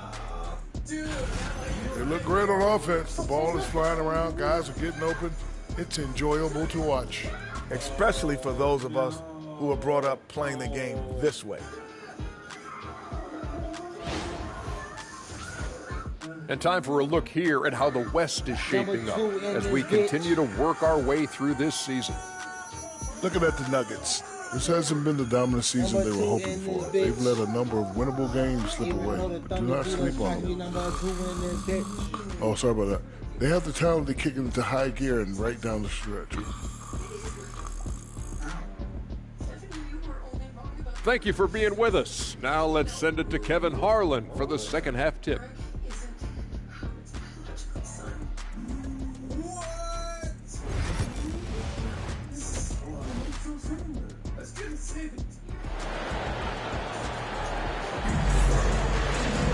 And in that first half, we saw a pretty tight battle. We'll soon find out what sort of adjustments were discussed during the half. What a game we're seeing from Money. Yeah, and I don't know if anybody saw this offense coming from him, but it's been key for his team.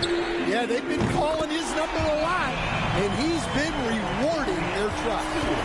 Second half is underway. Here's who Michael Malone's got on the floor. Sharing the wing spots, it'll be Brown and Porter Jr. The 4 and the 5. It's Gordon and Jokic, and it's Murray in at the 1. Outside, Porter, 6 on the shot clock. Brown, the pass to Jokic. Lets it go from the wing. And the rebound goes to the Pelicans. You almost have to assume he's going to knock those down when he is that open. The Nuggets trail by 4. You know, Coach, guys who are really productive, like Jamal Murray, often have turnover issues. But you know what? He really doesn't struggle with that. No, he doesn't, and that's one of the great things about him, Kevin. He can be that aggressive but stay under control and take care of the ball. Always poised. Nothing seems to bother him. That's an added quality that you don't see with a lot of guys who shoot and score as much as he does.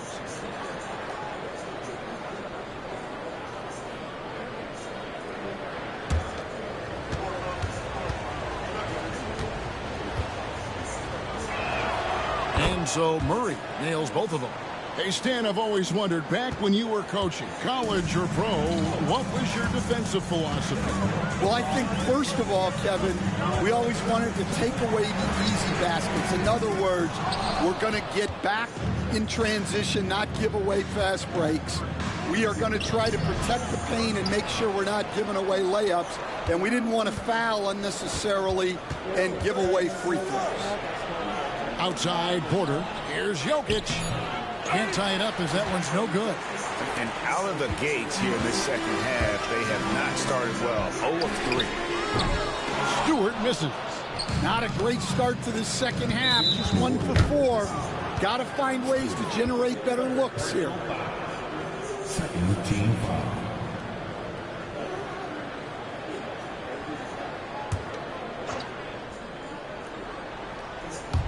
Just over a minute and a half have passed here in the third quarter.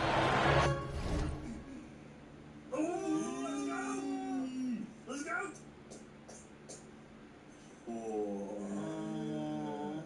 Damn. William John Bloodworth. But my friends call me JB. Charlie, Darlene, but no Howard, no Julia. So, which one of you is next? I was sorry to hear about Iris. She was a special woman. How did you know her? She saved my life. At the Sky View. Yeah. Amazing transition. JB, honey, I told you to not stay back there while I'm on stage. Mama Bloodworth. Murray kicks to Gordon. To the paint, outside for Murray. And the 3 ball is good. Murray's got 5 points in the quarter. All right, they got one on the board in the second half. Now you want to see more shots start to drop. Pass to Stewart. Tried to come right back with the 3 of his own, but it's no good. Yeah, not at his most efficient this quarter. He's got to work on finding high percentage shots. Well, with his skill and confidence with the ball, if you put him in position, he'll reward you. They need a good offensive possession. Yeah, they've gone a long time without a bucket. Here's Stewart. And again for 3. Buries his 10th triple of the game. Unbelievable. For Denver, they've gone 2 of 5 shooting here in the third quarter. And you'd think the Nuggets would get to the line a lot more, but Stan, over the last few years, that has not been the case. Well, part of that is they don't force anything. They work for open looks. They're not trying to bait you into fouls. Pass to Olynyk. 3 minutes gone now in the third quarter. Now, here's Stewart. Off target from 3-point range. Not quite enough defense. That time around, just lucky he was off. Murray, good. The ball movement on this run has been fantastic and is a big part of why they've been able to get these good looks. And so it's Willie Green here calling timeout. He's made the decision. He wants to huddle up with his guys.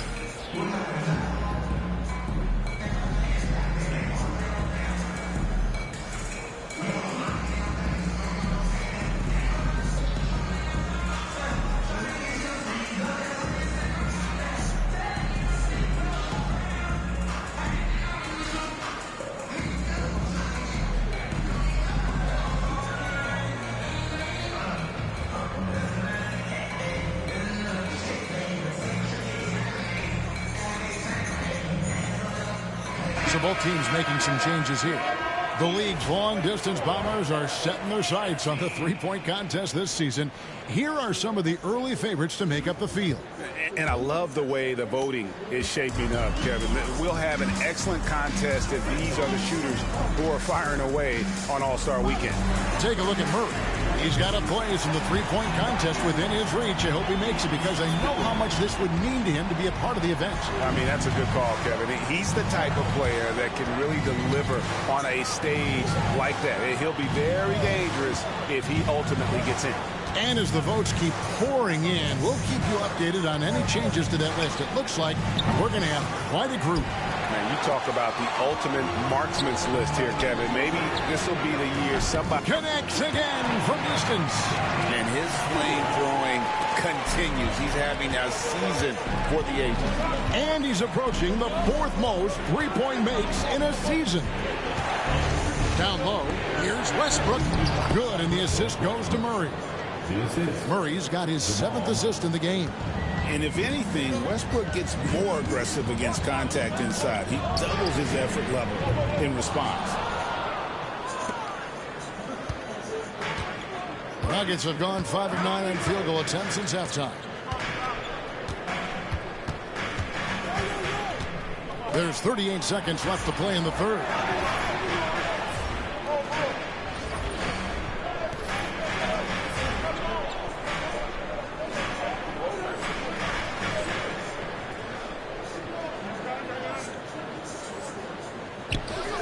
And the call up against Jokic. That's foul number 2 for him. And the Pelicans making a change here. Hawkins is checked in. On the court.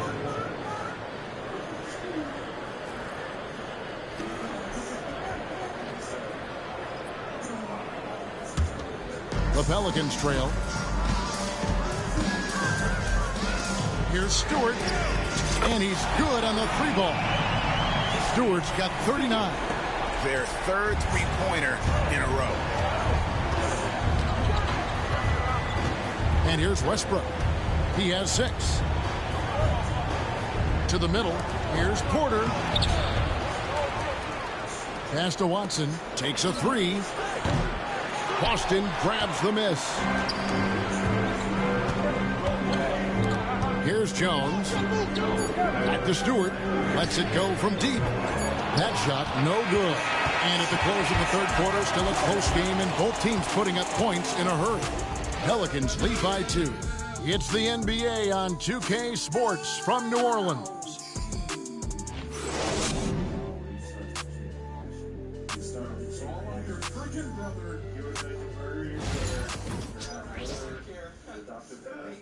It's fine. Put your headphones back on. Move out the freaking way. And let's take now this moment to bring up our State Farm assist of the game. And how about the floor generalship right here? I mean,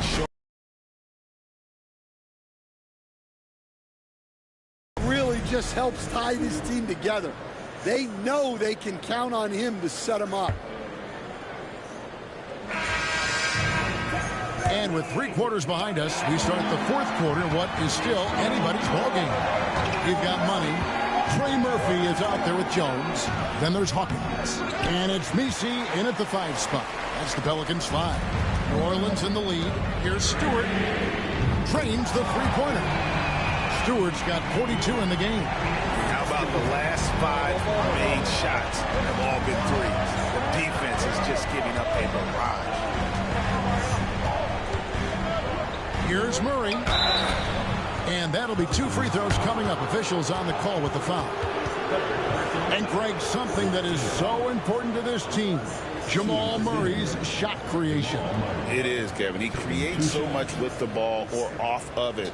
The work he puts in on offense frees up everything for his teammates. Great competitor who's really a perfect fit with this core.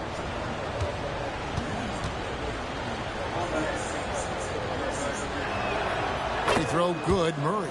Well, Jamal Murray, we know, is one of the elite shot makers in the game, and his passing is much improved as well. And so Murray nails both of them. When it's all said and done, Jokic, Greg, is going to be the Nuggets' career leader in many categories. And he's already their franchise leader in rebounds, assists, triple-doubles, and playoff points, and many other advanced stats as well. Murray's checked in for Hawkins.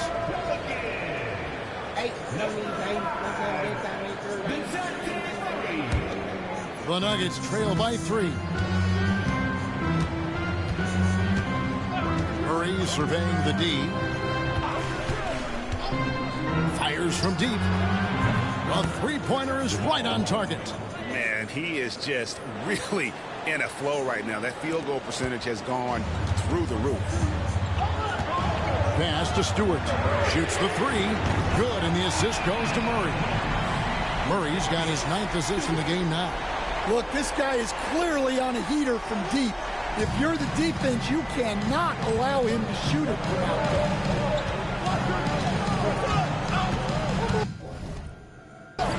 We've gone about a minute and a half into the 4th quarter. Yep, it goes in, and the Pelican lead is cut to just 1 point on the basket for Murray. Well, every defense gives extra attention to Murray, but they still have trouble keeping him under control. Stewart misses. The game has been very close in a lot of areas, but rebounding has been the one differentiator thus far. Pass to Jordan. Over Jones. And a big bounce off the rim, but it sinks right in. Jordan's got his first bucket of the night. Outside, Jones.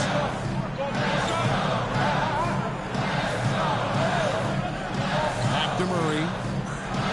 Murray gets the screen from Stewart. And there's Murray on the assist from Jones. And they have been relentless from deep. And you see the defense trying to react, but to no avail. Look, when the 3 is falling like this, there's not a whole lot you can do defensively. And we have a timeout called by Michael Malone. He's clearly intent on wanting to lock in and make sure everyone's on the same page.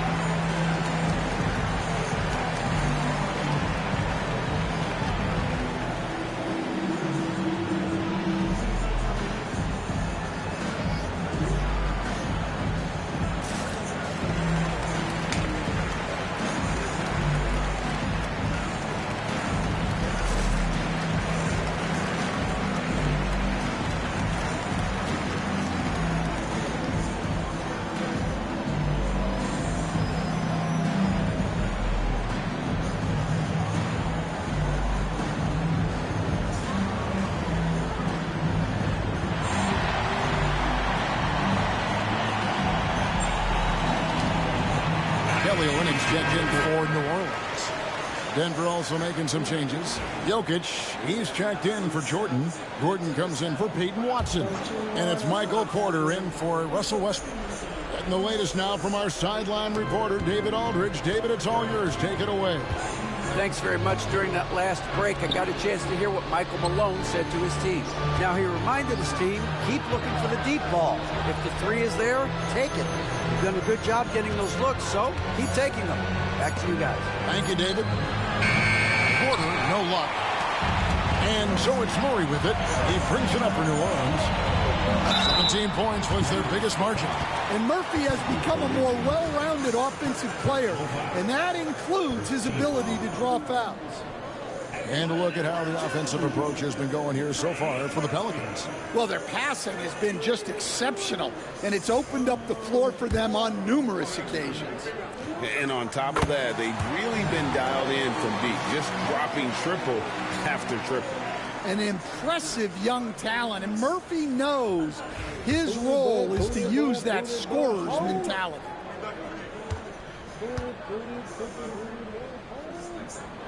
That's also good, so he hits both free throws. Iris's house? I don't know. Except Iris. Yes.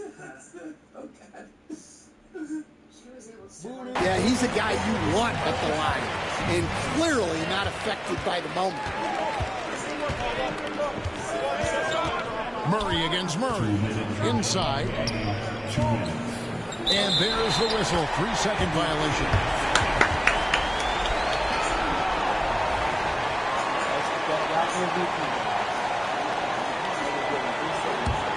Pelicans leading by 4.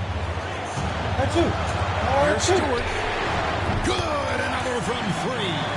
And guys, this is a historic shooting night for him. Tied for third now, most threes in a game. The points, GA, just keep piling up, and the threes keep dropping in. He is red hot from beyond the arc. Well, there's no question.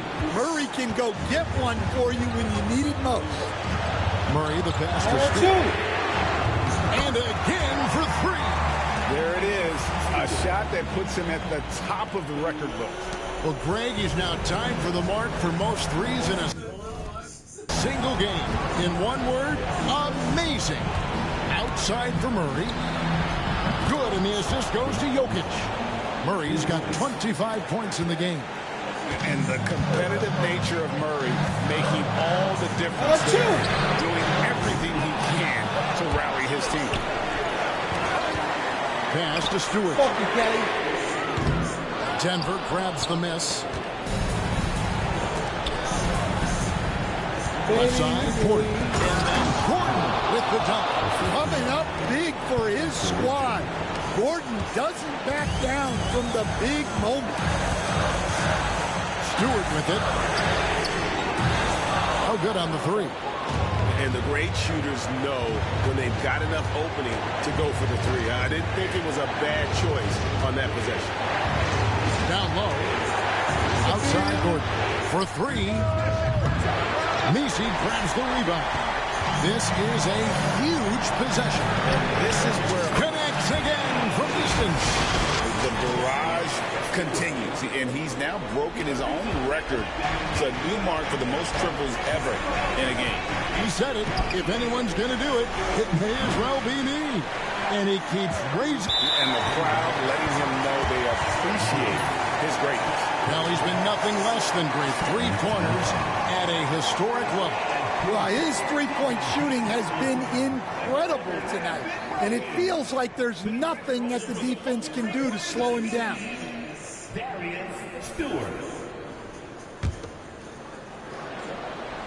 Here are the Pelicans with the ball. It's a 5-point game, and he commits the intentional foul. And that hurts as he doesn't get the first one to fall. Trying to focus now on the second. He's able to hit the second one, and that increases their lead to 6. Time called here. The Nuggets decide to talk it over. 23 seconds left here in the 4th quarter.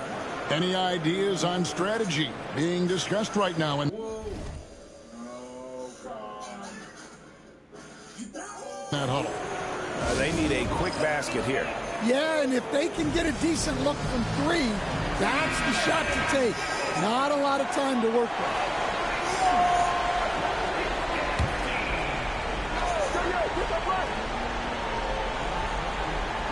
23 seconds left in the 4th quarter.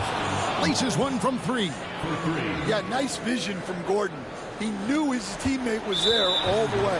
And there's the intentional foul. No choice but to stop the clock here. And you know what? Smart foul. You got to try and extend the game. And he cannot get the first one to drop. Tough one to miss.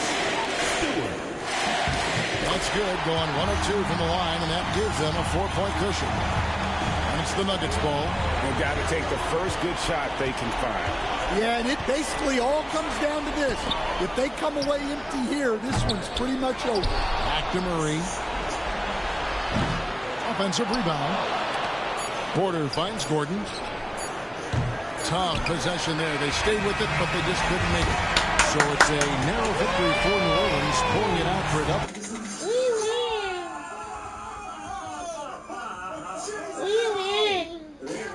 They love that gag in this franchise. Some kind of big, tall, something or other, just doing the vertical crush. We win. Hopefully there's something short. Some skizzers.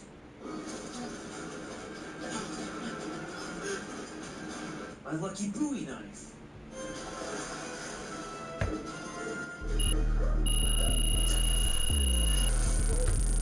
Whoa. Oh, God damn it.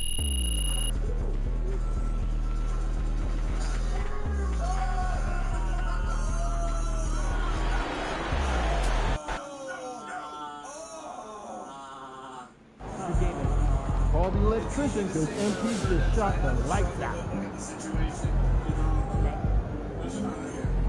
Oh, but she didn't die right here, so if you resuscitate her, right?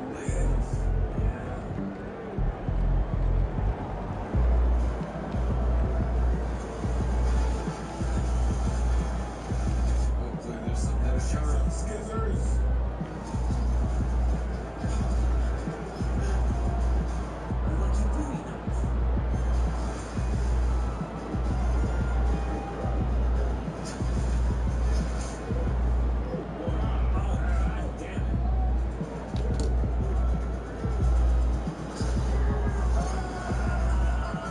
I forgot about that.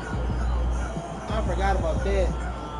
That's why I would never ever grab those type of knives like that ever again. That shit happened to me, but not as me. Oh my god. Oh my god.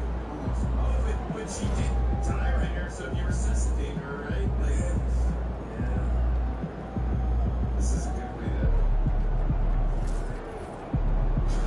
Yes. That was a great fade to black transition when you resuscitated. Okay, that's the natural way of doing it. Get ready to rumble, young blood. Does that mean it just skips her and goes her brother? Yeah. It's supposed to be the brother next, right? Now it's her next. Oh, it's her next? Okay. Okay. When the mom died, it's supposed to be her next. She said this. I just want to Let's go.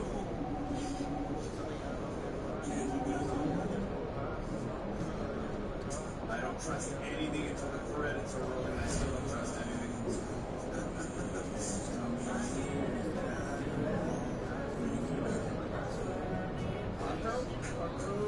Paco lives. Paco lives. Paco lives. Paco lives.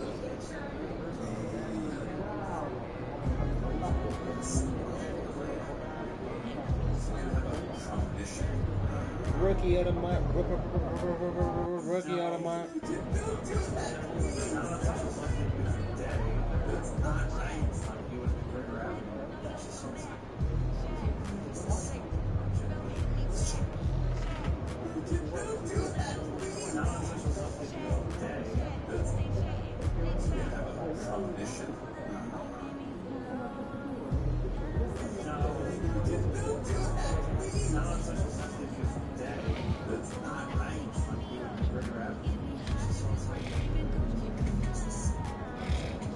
Shitting hours later, if you're going to be related to someone from another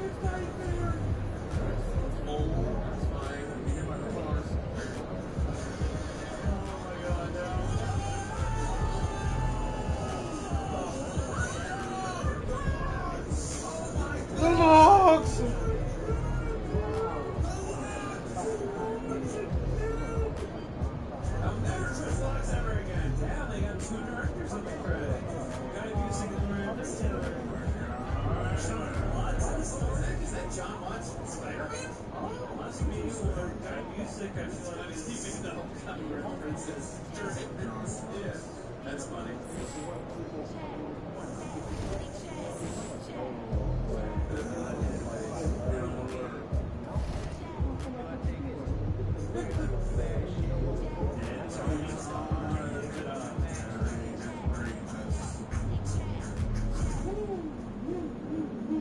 Like how the line of blood.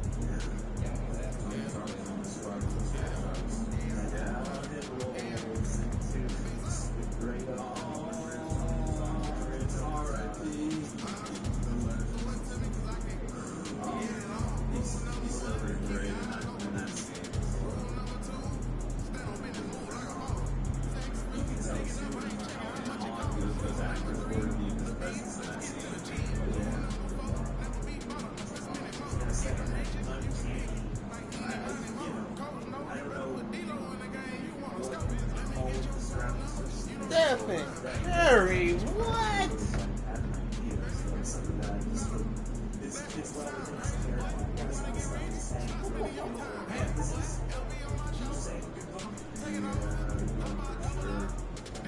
Anyways, guys, we just did final, or we just watched Destination Bloodline. We survived Final Destination Bloodlines. Yeah.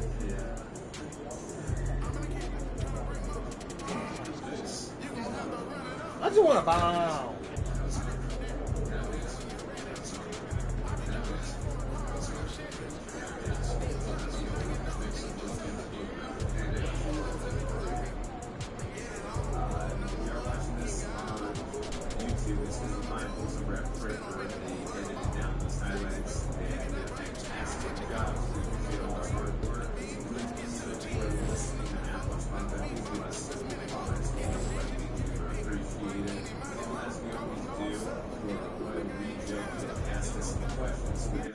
That and then see how we're feeling because we're checking that out. So, John, do you have those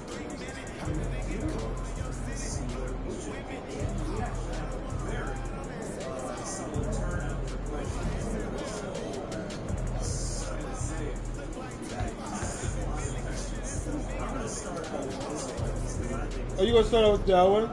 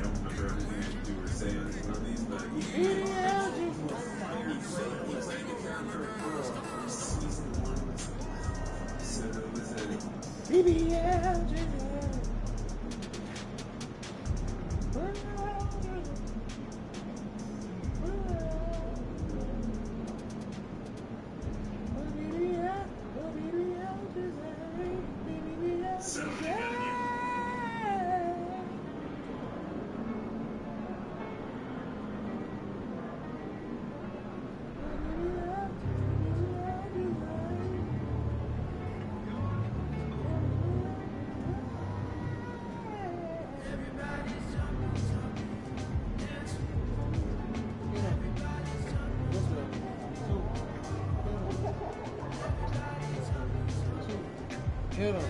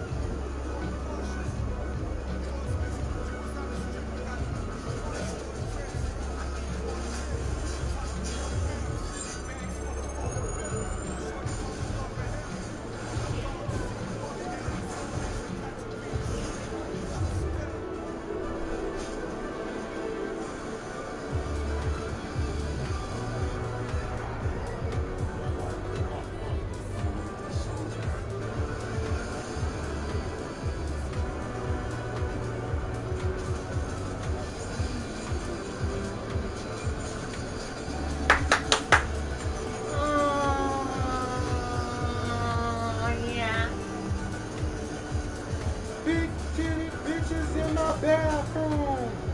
Big titty bitches in my bathroom.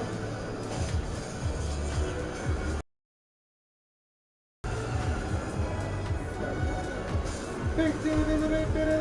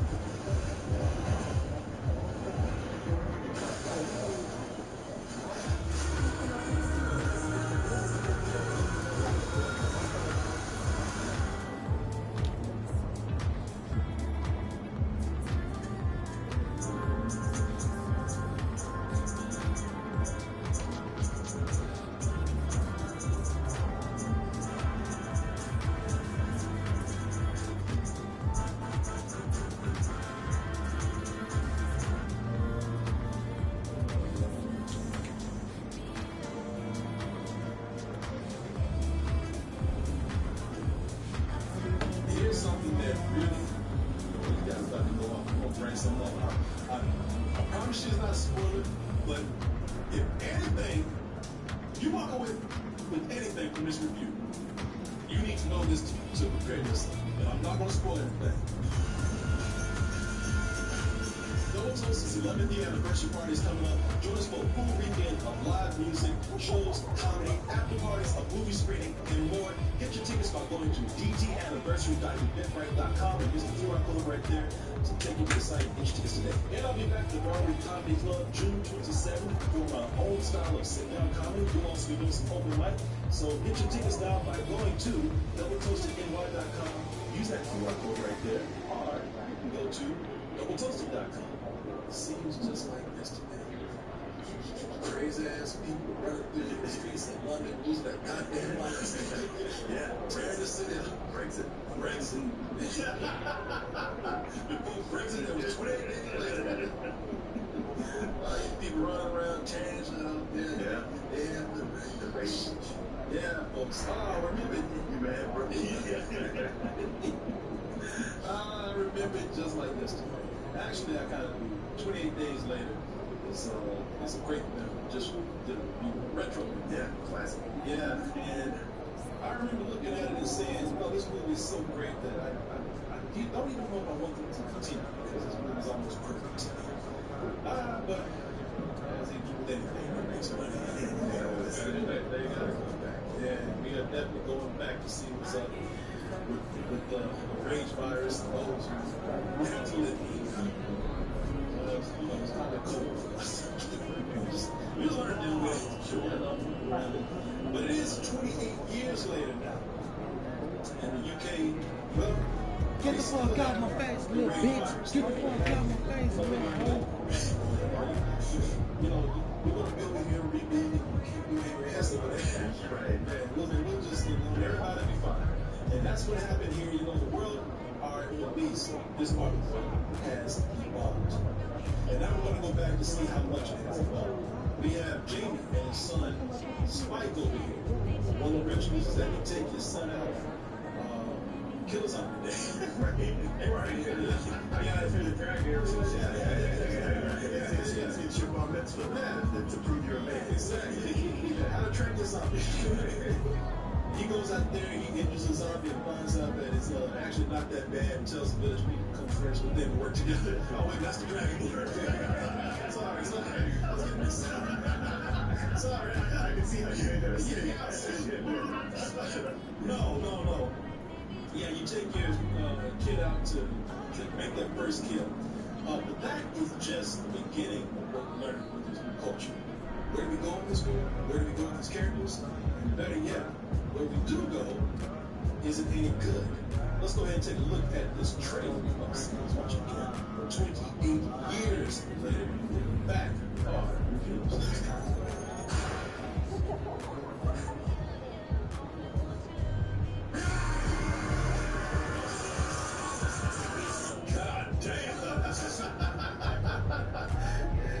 You know that shit is horrifying when you don't turn and run. Sure. You just sit there talking about God.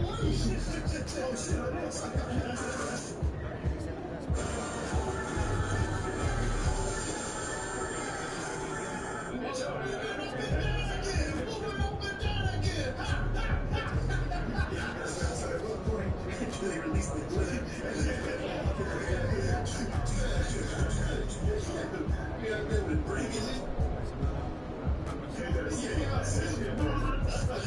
No. Yeah, you take your kid out to make the first kill. That was just the beginning of learning culture. Where do we go with this world? Where do we go with these characters? Better yet, where we do go isn't any good. Let's go ahead and take a look at this trailer. 28 years later, back on.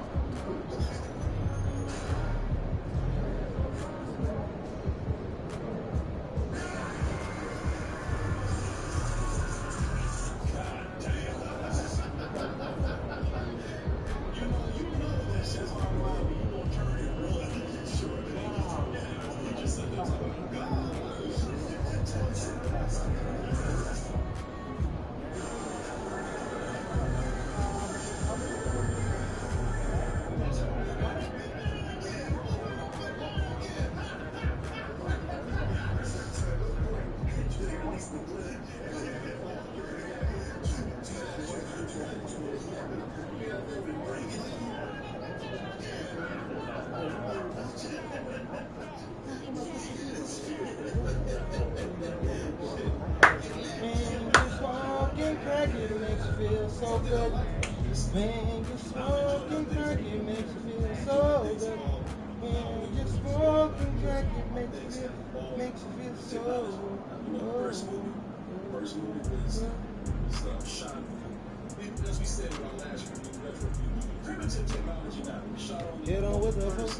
At least what you would call consumer ready digital cameras. Shot with camera. So what I'm saying is that the original season of radio is, like I said, it's like and that's remastered. Yeah, exactly. You know what I'm saying? Yeah, I said I can't remember this shit. But that look, we talk about this movie so great for that look, chaos and confusion of that movie, dirtiness of that movie. And this movie here, as you can see, it's a lot cleaner. They take advantage of technology and they've done things with iPhone cameras. So iPhone cameras.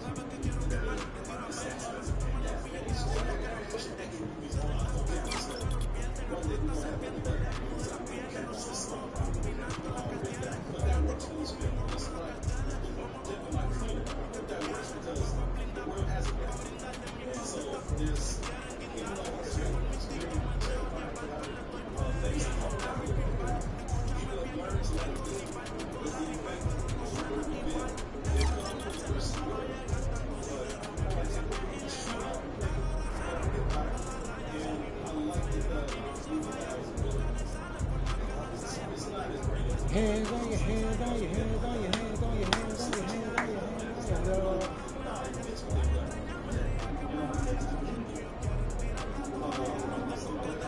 hands. Ready?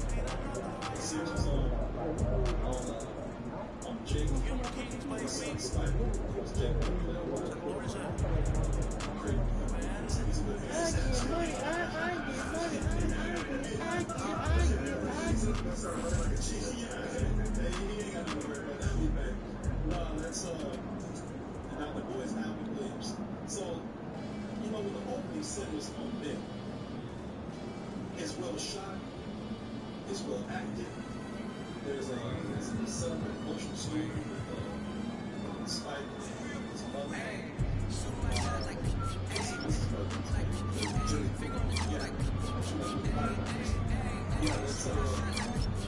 Yeah, it's a emotional story, very sick. You don't know why at that moment.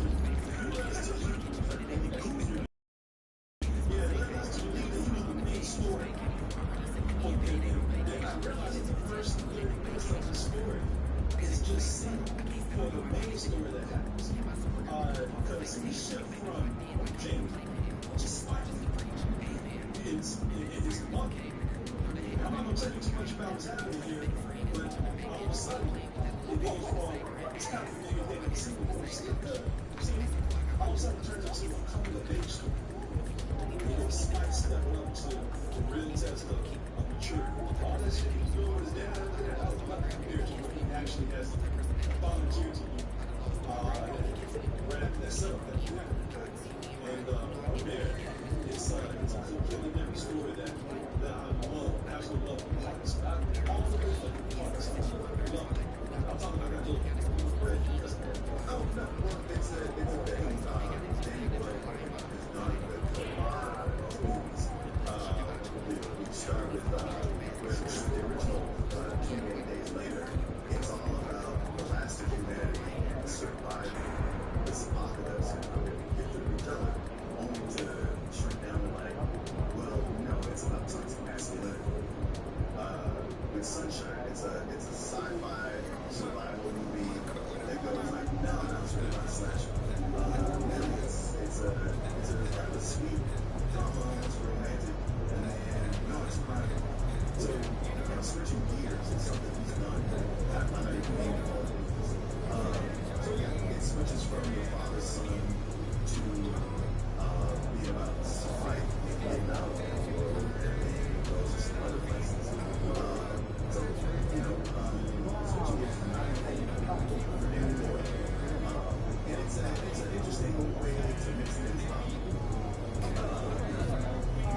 I'm not familiar with most of the songs of it, but hey, forever. Well, once again,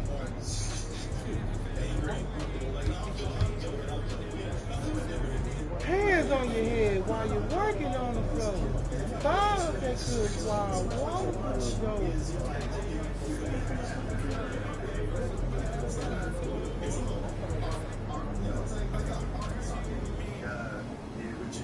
Expect, especially watching the trailer, and then it dips sometimes into being not just a hard movie, but an hard scene. And there's things that happen that they do kind of scratching your head. Why after a lot of that, and sometimes it's beautiful, and then sometimes it's pretty silly. So I do agree. We probably need to know this because they're putting this out in the mainstream. Because at the beginning, there's a lot of time remember 28 days later. It was always really small. It wasn't happening big this thing. It wasn't even expected to be this big this time. But yeah, it was like a lot of crazy editing. Yeah. I was like, man, y'all done the Karate Kid movie if you're doing it, and this movie does it just as much if not more because he's not too well. The thing is, I don't think it's wrong. I do think, I think the Karate Kid movie, I think this is just a stylistic choice. Now, whether people like it, I'm not saying because of who you are. I'm not defending it. I'm not tearing it apart. If you don't like it, I understand why. But, I don't think it was terrible. It's just not for everybody. I don't think it was bad. Move, bitch. MP, you got that look in your eye tonight. You better watch out.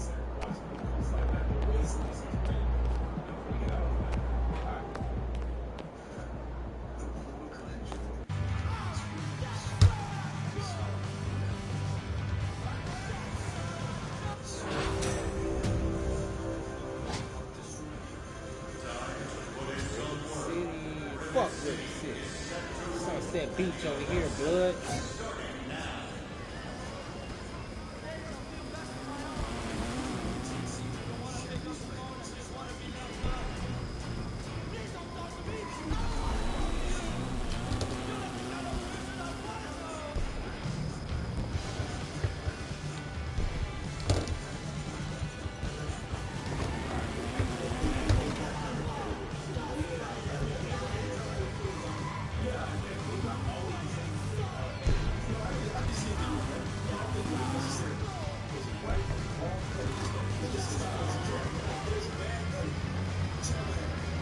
It's not terrible. It's just style. Style is, but with that story, I think you get past on the style, you have some substance. And I think that, once... So, what do we have here, Shake? These are the garage courts. Ah, the garage courts. What kind of games are played right here? This is where you go to play some casual, low-stakes games with friends. Okay, so no rep or stat tracking to worry about. That's right, no pressure. Just get out there and ball. All right, love it. Sort of like a place to practice with a little bit of structure. Exactly. Just get out there and do your thing, solo or with your friends. Sounds good to me.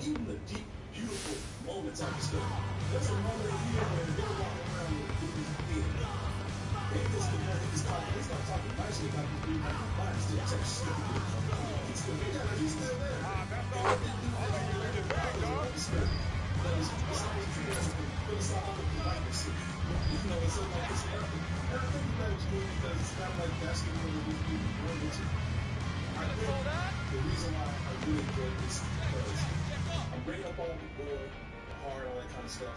It's there, but the drama is the real focus of the movie. Oh, bitch. I think it's a message about love at the end of this movie. It's almost like a dark Pixar movie. At the end of the movie, I'm talking about it. And I just enjoyed the performances in this. So that kid. Yeah, he's good. Alfie, I think his name is Alfie Williams. Yeah. Alfie Williams is great. You gotta keep in mind, this kid has to carry this movie against experienced actors. We're talking about, of course, Craven, but also in the movie. Chris, what's up?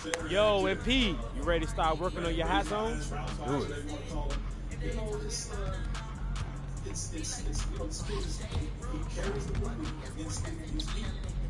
And I didn't even like it that much in the beginning. I was like, you're a bitch.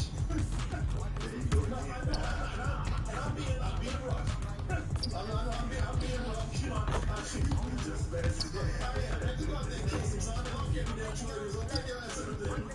But the reason why I like that is because it gave more impact to this transformation that he actually has to step up. I like that. It's good. He established that the UK is the only infected area. Even for those who would question part 2 of 20 weeks later, they get that out the way real quick. The rest of the world said we have a lot of shit. But y'all over there, I don't know what you fuck ass we took it. Wow. Don't give me takeover. We stopped this shit in 5 minutes. What happened? Wow. Okay. But I think they got a lot of good feedback. So let me keep shooting that. Especially with this character. Oh, what happened? I don't know if I was saying that but they got this, they got this one, this might be this one. They got this one soldier named Eric, who's from the outside world. That's the best I've seen you shooting, P. Great work today. Appreciate your help, Coach. Knowing what the rest of the world's like, I thought that would make this movie funny moments in the film. That was when I just saw the 28 days later, like just last week. I knew nothing about the program until last week. So I saw 28 days later. I'm really digging it. So it reminds me back to the last one, especially like the best parts of the human parts. So I was like, okay, I'm super excited to see this one. And I felt like I was a little watching it. Like there's something that they do really great in this, and there's just some egg twist, like I said earlier. It's like I'm not really thinking I get it, but it's like that's your style. It's like this is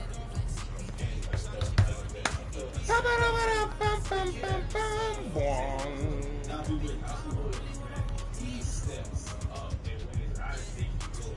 He has some really good creative art, I would say. Like there's a part with him and a soldier.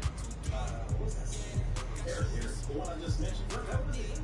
That one, I said might not. Oh yeah, he's like you on there. Yeah. You know that kid that's like, get a helmet. No, the guy was there. I'm talking right here. No. Goddamn, you got it. But like he was like this is I feel like maybe this one came out like 5 years after the last one. Maybe it would have been so bad, but like this game like 20. Yeah, they start expectations. I don't know. I mean, I can definitely see people not being into it. It's just too much to compare to the first one. Yeah, but outside of not compared to trailer hit on yeah, I mean, that's fine. I mean, I can only speak for myself. You know, I don't know. It's like, you know, I mean, what I like about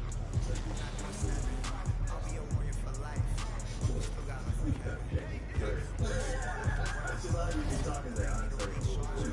I got some things to say. You need today, man. You need to eat.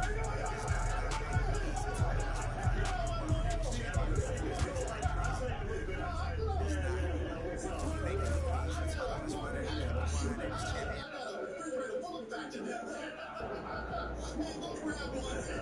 Man, get yourself something to eat. Come back up here. That's why these guys don't like nothing. They're hangry. You know, you not only need a meal, you need a healthy meal. You need it quick. I did. So what's wrong with you? Get him out of here. I just had some back there. What you say, man, it's so good. I'll get enough. It was good. Yeah. You know what? That's the thing, man. You know, if you are angry, you need your food now. If you're trying to get something healthy, it's not easy. You know, it's usually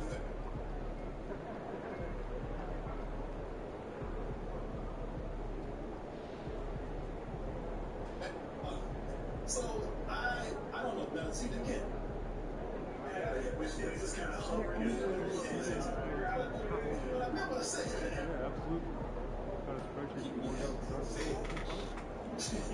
well, I think that response from to pushing show your support out there. But I love it. I would just like to I got some other things to tell you. That's why I'm not telling you yet.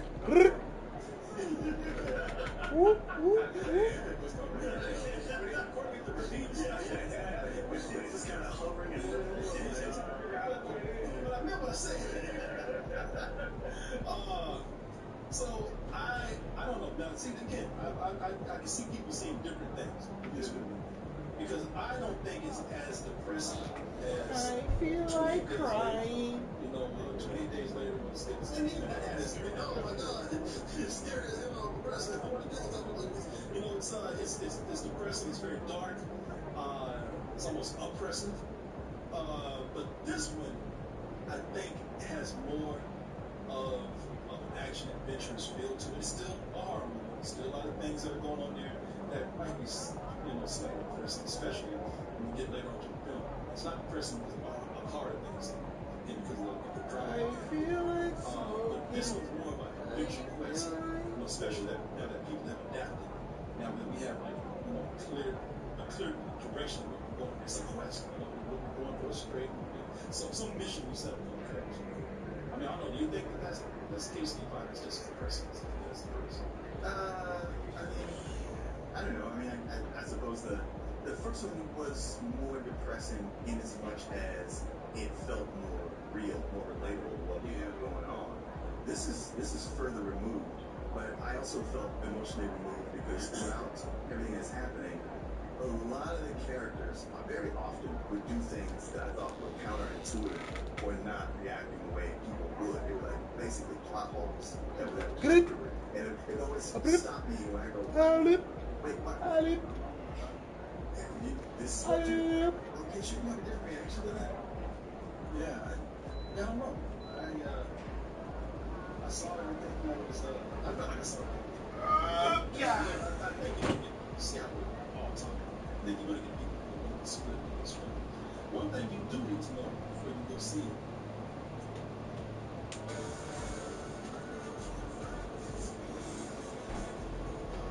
Whenever heartburn strikes, you can pass really quick tones. It's time to unlock Decades of experience in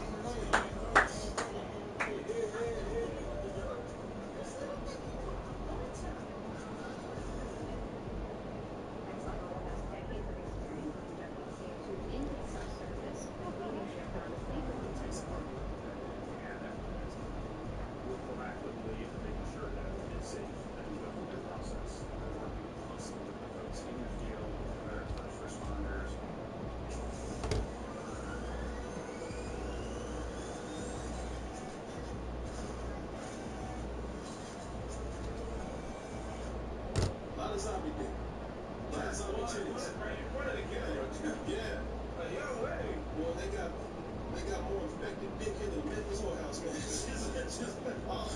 No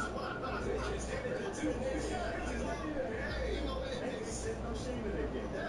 You know, they you can tell those clothes stayed on as long as they could. Some just wear a little bit of sleeves and all this kind of stuff. But just to let you know, yeah, there's a lot of nudity in the movie. A lot of it is rotting flesh, infected flesh.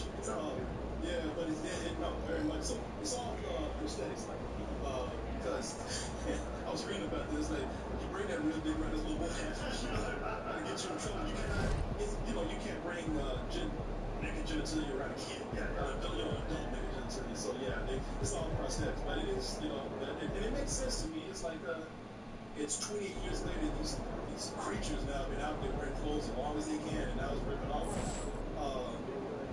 Also, affected evolution. Oh, bitch. Yeah, I see.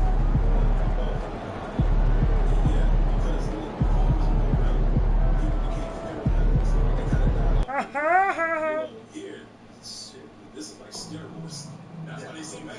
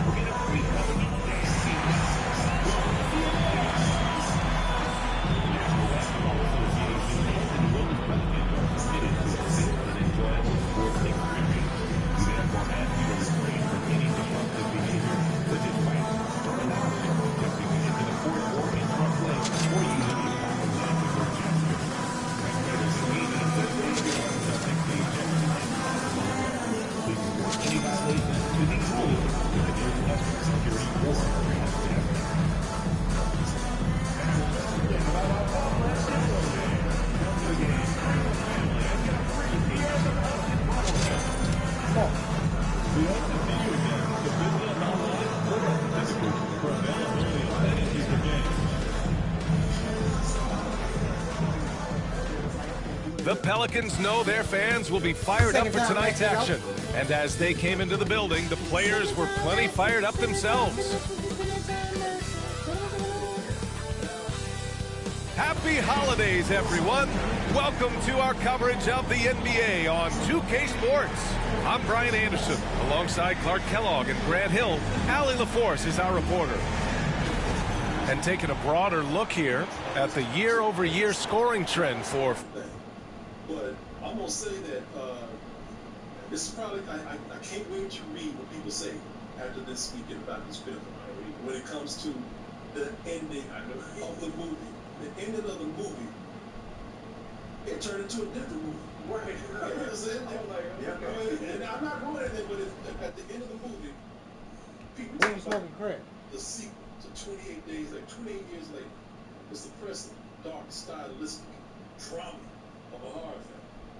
And then in the last 5 minutes, Power Rangers pop out. That's all I'll say. Like that tone was a power. Yeah. And boy, it happened so fast. You'll get whiplash. Yeah, right. It happened so fast, I didn't even think it was a movie anymore. I thought it was commercial. Yeah. I thought they were about to sell me something. I thought it was one of those like those Super Bowl commercials. They trick you thinking it's one thing. Yeah.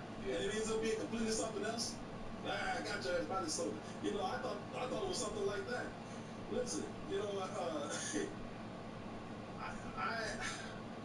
I understand what they were doing. They're about to do a trilogy. Right. Yeah. And I think that they're passing off this movie to something that might be a different tone. I don't think it. But let's just say that I probably would have done it that way because it's too good. I think it was like that. It's gonna jar people. It's gonna come out and knock the shit out of you. It was almost like they were shooting a movie. And these damn people these people just got out of a bar. Just crashed. It's like some drunk people. Just hooligans. Yeah, some drunk people just crashed the set. And the director. Like you. I'm talking about you.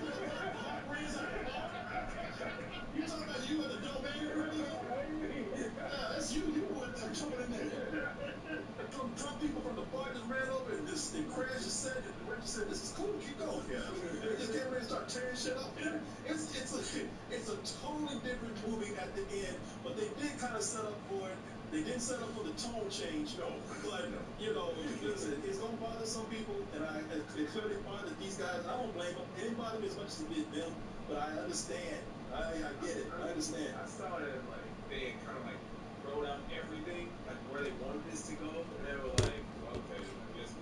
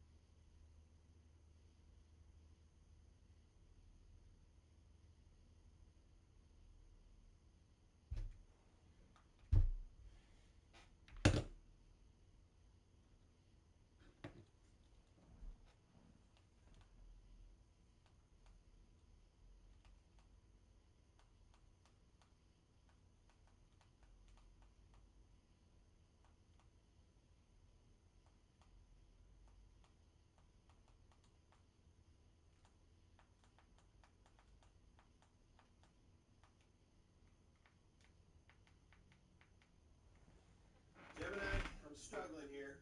Got any tips? When you swing, aim for about an inch behind the ball. Here goes nothing. If you cancel now, we cannot refund Let me you. know if I can help with anything else. Philips Norelco One Blade presents Shave All Things.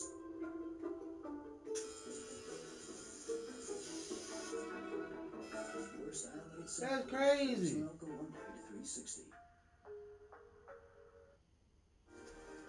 The industrial grade products you need. Granger. Ones to get it done.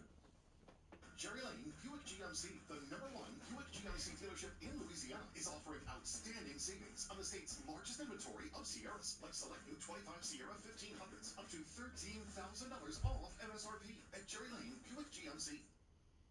While they munch on Popeye's Crunch, Dante dreams away, missing out on all these new Louisiana flavor-ready wraps.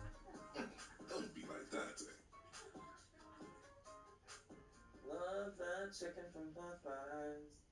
See, fucking Popeye's commercial. Come on. Okay, I guess we can kind of start it right here, I guess. But What's that? like in the end, like how the tone had changed. Yeah. I guess they were like, all right, I guess we can kind of start right here so people can kind of get used to what's about to happen next. Yeah, I felt like it'd been better if that was maybe a post-credit scene or something. Yeah. Instead of just the ending of the movie. Yeah, you know what? You're right. That would have worked better as a post-credit scene. Yeah, I kept thinking it was, and I missed something. I really don't. Yeah, I don't. Again, you know, you do what you want to in your movie. I think it jars people a little bit, but whatever. But anyway, I clearly liked it better than these two guys. But I don't know. You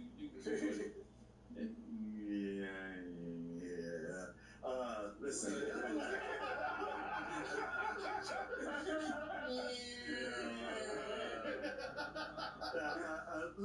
You brought some good things about it, and you're right, and especially Alfie Williams. He carries the movie, does it as a great performance, and if there's a reason to watch and stick with it, it's him. Everything else is too inconsistent, or it's one thing and then it's something else. Okay, you're making a trilogy, but I think even in making a trilogy, you kind of owe it to yourself to make each part have a beginning, middle, and end. And to end on a cliffhanger, like, well, look at the story, watch the next one. Yeah. It's like, man, that's not how you do that. You give us one really good movie with all the parts, and that we're like excited, like, ooh, I can't wait to see what happens next. Not well, if that's where this is going, I don't want any part of this now. Even when it gets to the part that's probably Like he the going biggest towards St. part Gabriel. that's beautiful. Like, what the fuck? There's even some things about it where I'm going like, huh, okay, but with more time, let's see where this goes. Well, too bad, because we're moving on to the next thing. It's the kind of thing where I'm sure it's something he's well aware of. Now the starting group for the Houston Rockets. Van Fleet and Green, they're manning the backcourt. Dylan Brooks is out there with Thompson, and it's Adams in at the 5 spot. And for New Orleans, we've got Herb Jones. He's out there with Zion Williamson. And it's Stewart in at the 2 spot. And when you're going into the first game of a back-to-back, how do you prepare for that? I think the key is to manage your practice going into a back-to-back. In other words, let's turn that down a bit, reduce the minutes on the floor, mental reps on the practice court as opposed to getting up and down a lot, because you're going to play hard in both games. So if you can get the tank on full heading into the 2 games back-to-back, that serves you well. And that one's good. Green. No wasted motion or hesitation there. Green ready to shoot as soon as he caught it. Let's go now to the sideline and catch up with Allie LaForce. Well, I did have a chance. And again for 3. And his incredible shooting season continues. Up the charts he climbs. Now tied for 3rd all-time for threes in a season. Absolutely amazing. Now here's Brooks. Looking at his stats, he's putting up about 7.5 per game. Thompson outside. Over Jones. The rebound by Murray. That's a decent look for him. He just couldn't convert. 3-pointer Stewart. Thompson with a steal. Here's Adams. And you can count it. He'll go to the line with a chance at a 3-point play. The strength of Adams is incredible. Able to finish off shots despite getting hit on the way up. Houston shooting their first free throw of the night here. And this year they haven't quite been able to maintain the free throw percentage they had last season.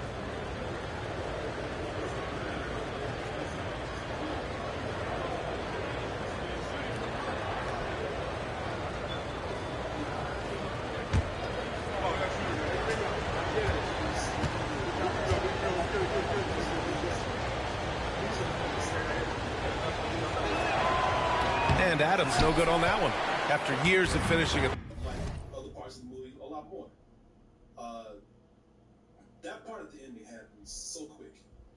Bottom of the West. Things are looking up for the Rockets, Clark. You know, BA, they've done a really good job of drafting and developing players. That combination. Good! At the end, I can cut off, even mentally watching it. Some people can't, and I understand that. That's why I say it's going to bother some people more. But some of the small things like editing. Another from 3. The threes just don't stop with him. He's been a machine from beyond the arc ever since the start of the season. He continues to shoot his way up the history books and now sits solely by himself for 3rd most made threes in a season. Pass to Van Vliet. Over Murray. They get the rebound. The 3 from Thompson. Such a great performance. It's those things that outweigh those other things to me that probably will be more than people who are bothered by those other things. So yeah, I enjoyed this very much. As I said, I saw this sort of as an odyssey for a kid, and I enjoyed that story, and I enjoyed the emotional core behind it and the message behind it more than the small things I was complaining about. At least small for me. So if you're like me, then I'd recommend it. But you heard these guys right here, and you heard things that you might not. If you hear what they're saying and it makes you think that you might not like this, then hey, you got it. But for me, this is a high matinee. I really did like this. I thought they were. He can't get it to go. It's tough to get open in this league, and when you do, it hurts not to capitalize. Here's Murray. Stewart outside, lets the 3 fly, and the rebound goes to the Rockets. They have been rolling. That's their first miss of the game. Here's Thompson. It's good. Only a few seconds into the shot clock. It's maybe not the shot. Boy, Cillian Murphy, he's not in the movie, yo. No, I heard he might be in like the later ones, but he's not in this movie. No, he's I got an Oscar, bitch. Thompson wants, but he stays composed and makes the mid-range game work for him. Here's Williamson. And so he draws the foul, headed to the line to shoot a pair. It's going to be on Dylan Brooks. Zion Williamson seems intent on silencing all the doubters moving forward, Greg. Yeah, he's not taking any. Oh, would you look at that? You made it to the end of the video. That means you really like it. So just go ahead and press that like. There's a reason Chevy is called the heartbeat of America. A heartbeat strong, steady, unwavering. Like the people who keep this country moving. For them, only America's most dependable truck will do.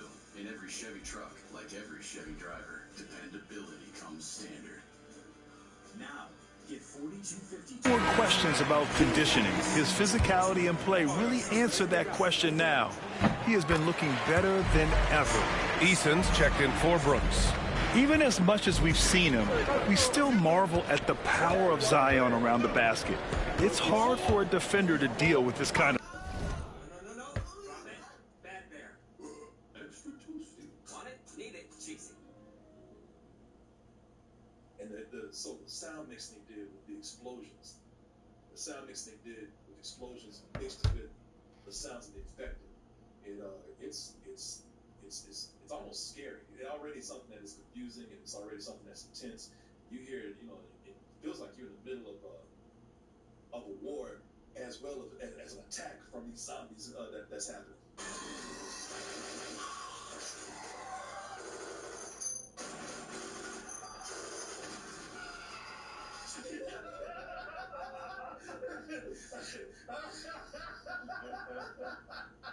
Yeah, not so mad now. Looking like a bitch. Double Toast's 11th anniversary party is coming up. Join us for a full weekend of live music, shows, comedy, after parties, a movie screening, and more. Get your tickets by going to dtanniversary.eventbrite.com and use the QR code right there. So take you to the site and get your tickets today. And I'll be back at the Broadway Comedy Club June 27th for my own style of sit-down comedy. You'll also be doing some open mic.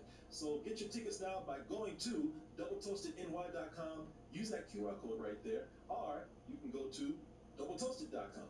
So years ago, I was Hello! Hey, welcome back to Screen Crush. I'm Colton Ogburn, and this is everything you need to know before watching 28 years later. So in 2002, right out the gate, we learned about the rage virus. This virus was man-made in a lab. Initially, Cambridge scientists accidentally created it in an attempt to create a cure for anger and aggressive behavior, hoping for it to be used in subduing violent protests and controlling civil unrest. They were testing a variant of this supposed cure on chimps mixed with aspects of the Ebola virus so that it could spread quickly throughout the crowds. Now, despite the doctor's best attempts, the cure ended up having the opposite effect, creating a viral infection that sent the monkeys into a rabid-like rage. Eventually, a bunch of PETA activists catch wind of it and they break into this facility. And as soon as one of them manages to open the cage, the monkeys attack and they violently spread the infection from themselves to humans. This officially kicks off the outbreak amongst humans, which induces mind-consuming rabies-like aggression and bouts of bloody puke. Like the Ebola virus, it is specifically spread through physical contact, most commonly through infected blood, but it can also pass through saliva, as we'll see later. That's really gross, even for zombies. Well, technically, buddy, they're not zombies, at least in the traditional sense. The infected aren't undead. They are very much mortal, meaning that they can be drowned, choked, or even go down from a shot to the chest. You don't have to take out the brain. And you know, these movies... Strength. Back to Van Vliet. Thompson. Like this actually happening, it makes me a little anxious. And man, when I get anxious, I am horrible about biting my lips. And that's a bad habit that I didn't think I'd ever be able to quit. And I was right. So instead, I replaced my bad oral fixation habit with Fume. They are the sponsor of this video. And look, I'm sure you guys have your own bad habits that you'd like to quit, especially in social situations when you feel anxious or just bored. For me, Fume has been a game changer. Fume doesn't use smoke or vapor. It's just natural flavored air that gives you something to reach for. The journey pack using my code SCREENCRUSH, you will get a free Fume topper. It's this great rubber piece on the end so you can chew the end, and it's great for oral fixation anxiety. So if you've been thinking about changing your habits, this is the perfect step. Go to tryfume.com/ScreenCrush or scan the QR code on screen to grab yours today. Now, back to the recap. Now, as the title suggests, the real plot of the movie kicks kicks off 28 days after the initial outbreak. Oh, that's why they call it that. Here we meet our boy Jim, played by none other than young Oppenheimer himself, Cillian Murphy. Jim wakes up butt naked in an empty hospital that's been completely abandoned after the outbreak. He discovers that not only is he alone in the hospital, but nearly all of London as well. He eventually stumbles into a church where he encounters his first infected, triggering a chase that leads him to a gas station. There, he is rescued by his new friends, Mark and Selena. I'm Mark. This is Selena. As they wait out the rest of the infected in an abandoned convenience store, Jim fills us in on how he ended up in the hospital in the first place. Turns out he was a pizza courier who was hit by a car, which put him in a coma when the outbreak began. That's convenient. After dropping his backstory, his new crew essentially explains the ground rules of this new post-apocalyptic London, saying, satisfying, and it doesn't come with any downsides of your old bad habits. And right now, if you order the Journey Pack using my code SCREAMCRUSH, you will get a free fume topper. It's this great rubber piece on the end so you can chew the end, and it's great for oral fixation anxiety. So if you've been thinking about changing your habits, this is the perfect step. Go to tryfume.com/ScreenCrush or scan the Passes to Van Vliet. Green with the ball. No good on the triple. Yeah, and the defense has really got to tighten up on him. I mean, he's just too dangerous.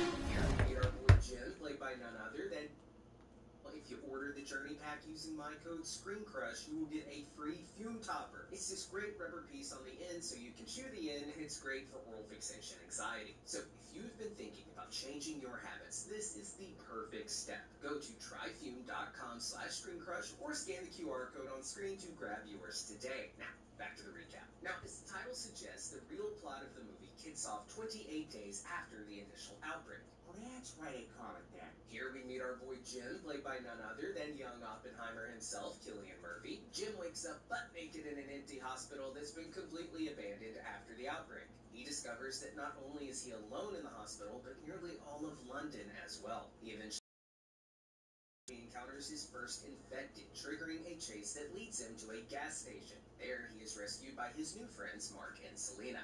I'm Mark.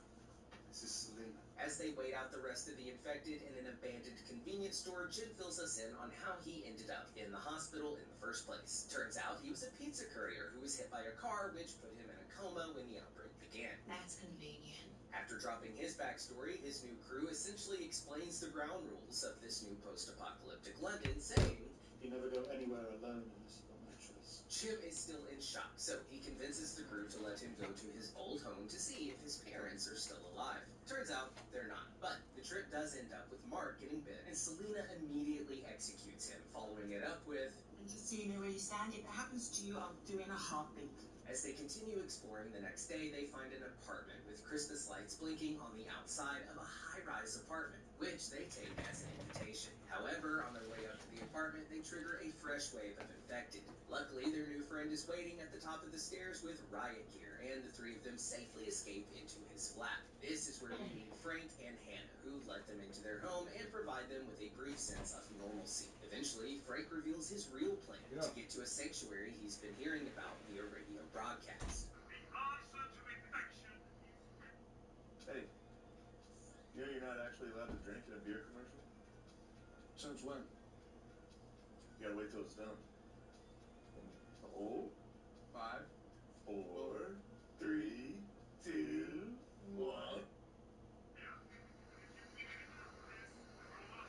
Eventually, they all commit to the idea, and Frank's car is full of supplies. They bond as a found family along the road trip when they aren't running away from a tunnel full of infected. When they do finally arrive at the base, it's seemingly empty, which really breaks Frank's heart, sending him into a rage. We have to go. Yeah. Go! Can't wait! In his frustration, he accidentally shakes the corpses of an infected and gets a splash of blood in his eye, thus infecting him. As infected Frank charges toward his daughter, camouflage militia pop out of the bushes and immediately execute him. Turns out the base is real, but the inhabitants were keeping camouflage while they got a feel for these newcomers. They take Jim, Selena, and the daughter back to their main base. The soldiers are living large, hoarding enough supplies that they even toss out food if it doesn't meet their standards, which is an incredible luxury in this scarce apocalypse. They are armed to the gills and even have a chained-up infected in their courtyard that they keep alive just to see how long it takes to starve one out. see them flex their military might when their dinner is interrupted by a wave of infected attacking the base. The base is more than secure with heavy artillery, chain link fences, and even landmines, which absolutely shred through the unarmed infected. After coming back from the battle, one of the soldiers starts trying to get frisky with Selena, and Jim is not having it. This is when the commander, Henry, confides in Jim that the whole operation is a hoax and that the broadcast was never meant to lure in anyone other than women for him and his soldiers to sleep with and to provide the world with a new future. Okay, what the? As soon as Jim realizes what's going on, he tries to stop them alongside one of the soldiers, causing them to get locked up together. God, just 28 days in, they start doing all that stuff, huh? Well, you're right to question it. Our defective homeboy does so too. And while they're locked up together, he drops this conspiracy theory on Jim, saying, right now TVs are playing and planes are flying in the sky and the rest of the world is continuing as normal. And it doesn't take too long for it to become more than just a conspiracy. When the rest of the soldiers come to take care of the two for good, Jim's able to make a break for it and escape over the wall, where he actually sees a plane in the sky, validating the defected soldiers' conspiracy. This means that the virus isn't worldwide, but simply quarantined within the UK, and the rest of the world simply abandoned them to die. What a twist. Now, as dark as this is, it actually gives Jim hope of escaping this nightmare. He goes back to save the girls, setting their captured infected free within their own base. When Jim finally reunites with Selena, she almost mistakes him for being infected before embracing him, to which he replies with, "How much longer than a heartbeat?" They are then interrupted by Commander Henry, who shows up back at the base to finish the job. But Selena, Jim, and Hannah manage to escape, crashing through the locked gate and keeping them in. The final shot brings us another 28 days into the future, 2 months after the initial outbreak. The Manchester 3 managed to get the attention of a jet passing over them right before we hit the credits. Wait, we don't even know whether or not to get rescued? Nope. Now, keep in mind that this is only what happens within the first 2 months of the outbreak. The sequel picks up 6 months after the outbreak. Now, while 28 days showed us how quickly systems fail and abandon those that they are sworn to protect, 28 weeks later takes the message one step further and massively increases the magnitude of these failures and their consequences. Just like the first movie, this one starts with its own preluding story where we meet Donald Harris and his wife Alice, who have shacked up with an elderly couple alongside a few others in a cottage to wait out the rest of the outbreak. Their peace and quiet is interrupted when a kid comes to the door seeking refuge, sending a herd of infected to swarm the barely fortified home. Alice tries to save the kid from the chaos, and Donald ditches her to save his own skin. We see his complete lack of empathy reiterated again as he escapes the house and looks back at the house to see his wife begging him to save her. I was really waiting After our introduction, damn near 30 minutes. Almost an hour. Fuck that. Damn near 30 minutes. Almost an hour for this fucking order. And I just got it within like 10 minutes. It's crazy. Henry was trying to figure out. After 11 weeks, or roughly 3 months into the outbreak, American-led NATO forces enter London to clear out the rest of the outbreak. And after declaring it free of infection, they start to rebuild. The main story kicks off 2 weeks. Here we meet Donald's children, Tammy and Andy Harris. They were on a school trip to Spain when the outbreak hit, so they've been safe outside of the quarantine. Andy, in particular, is recognized as officially the youngest person in the UK, which implies that the virus was particularly more lethal to young kids. He also has heterochromatic eyes, 2 different eye colors. That is an extremely rare genetic condition that affects only about 6 in every 10,000 people in the US. After the doctor notices, she says, One of your parents have the same? Stupid dumbass really put that bitch in front of the door that swing outward. Like, we then get a peek of District 1, how which dumb is can a you be? highly fortified quarantine zone where the kids are reunited with their fathers and they try to reestablish something resembling a normal life. He lies about how their mother died, saying that There's a reason. Gotta free the titties, free the titties. A heartbeat strong, steady, unwavering. Like the people who keep this country moving. For them, only America's most dependable truck will do.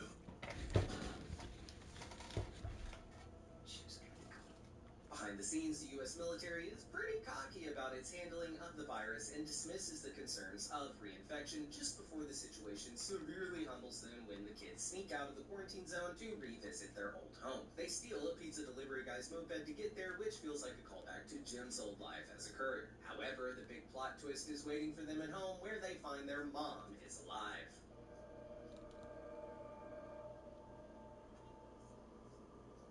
Hey, why is she eating alive? Nope, she has plot armor, buddy. Turns out some people are born with a genetic disposition to the virus, giving them immunity. Kind of like Ellie from The Last of Us, except it doesn't completely nullify the effects. Instead, she becomes a carrier for the virus, showing no symptoms, but still able to pass it to uninfected. The virus is still in her blood and saliva, so technically she's not immune.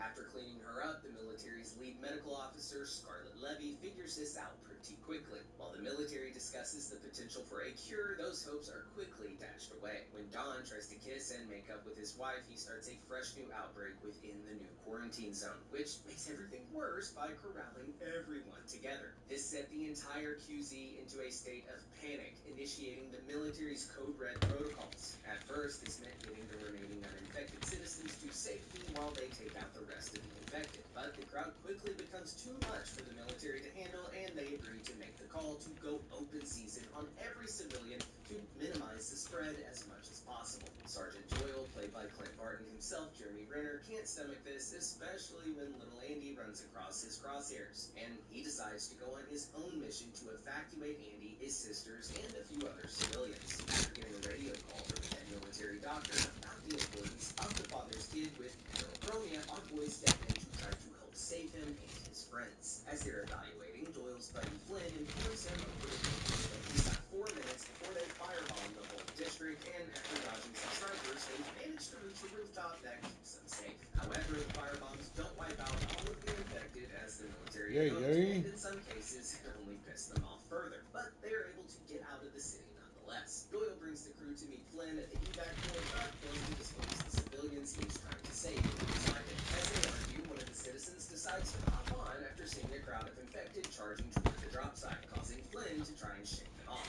In doing so, it gives us the best scene of the series.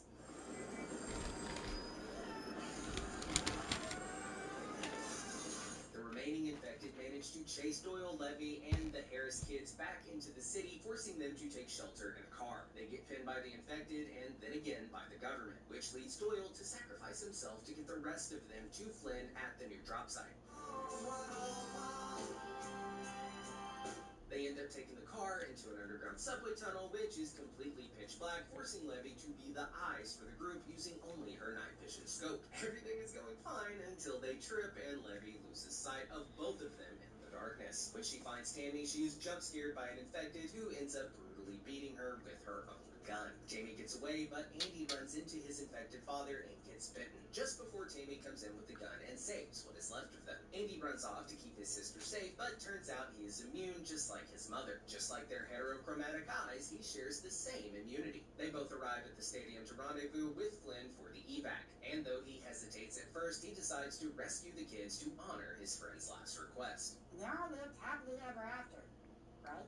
Well, you see, Andy, he does make it out alive, but he is a carrier, so by taking him off the island, it allows the infection to now spread across the mainland of Europe, which is what we see in the final shots of the movie. 28 days later, Andy was evacuated with a shot of the infected running toward the Eiffel Tower. And this is what sets up 28 years later after the virus became global, and the effect that it has had ever since. That said, this series is known for its twist, and I'm sure the film will be no exception. While the first two films dealt with violence, abandonment, and even criticized the strength of the systems that protect us, 28 years later we'll be dealing with an established society well past the brink of collapse, and with a spin-off movie just a year behind it, it seems like its creators have a lot of faith in where these stories are going. But hey, that's everything you need to know before checking out 28 Years.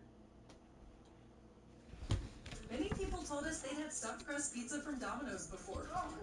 Only Domino's has never had stuffed crust before. What's a pizza? Until now. Introducing Domino's new and first ever stuffed crust pizza. Yummy. Try one for the first time tonight. I'm an amazing DIYer. I'm an okay DIYer. But you gotta keep trying, right? I'm done. You said that before. So I'm walking in? Still, as bad as I am at doing my own DIY, Okay, so that's how they do a 4-piece for cheap. I'm really pretty good at doing my own pest control. Manufacturer's defect. Bessie sends a kit right to your door. It's a quarter the price, it's as easy as can be, and, kiddo, are there any more bugs? No, there isn't any more bugs. also don't have a basketball hoop anymore. But that's beside the point.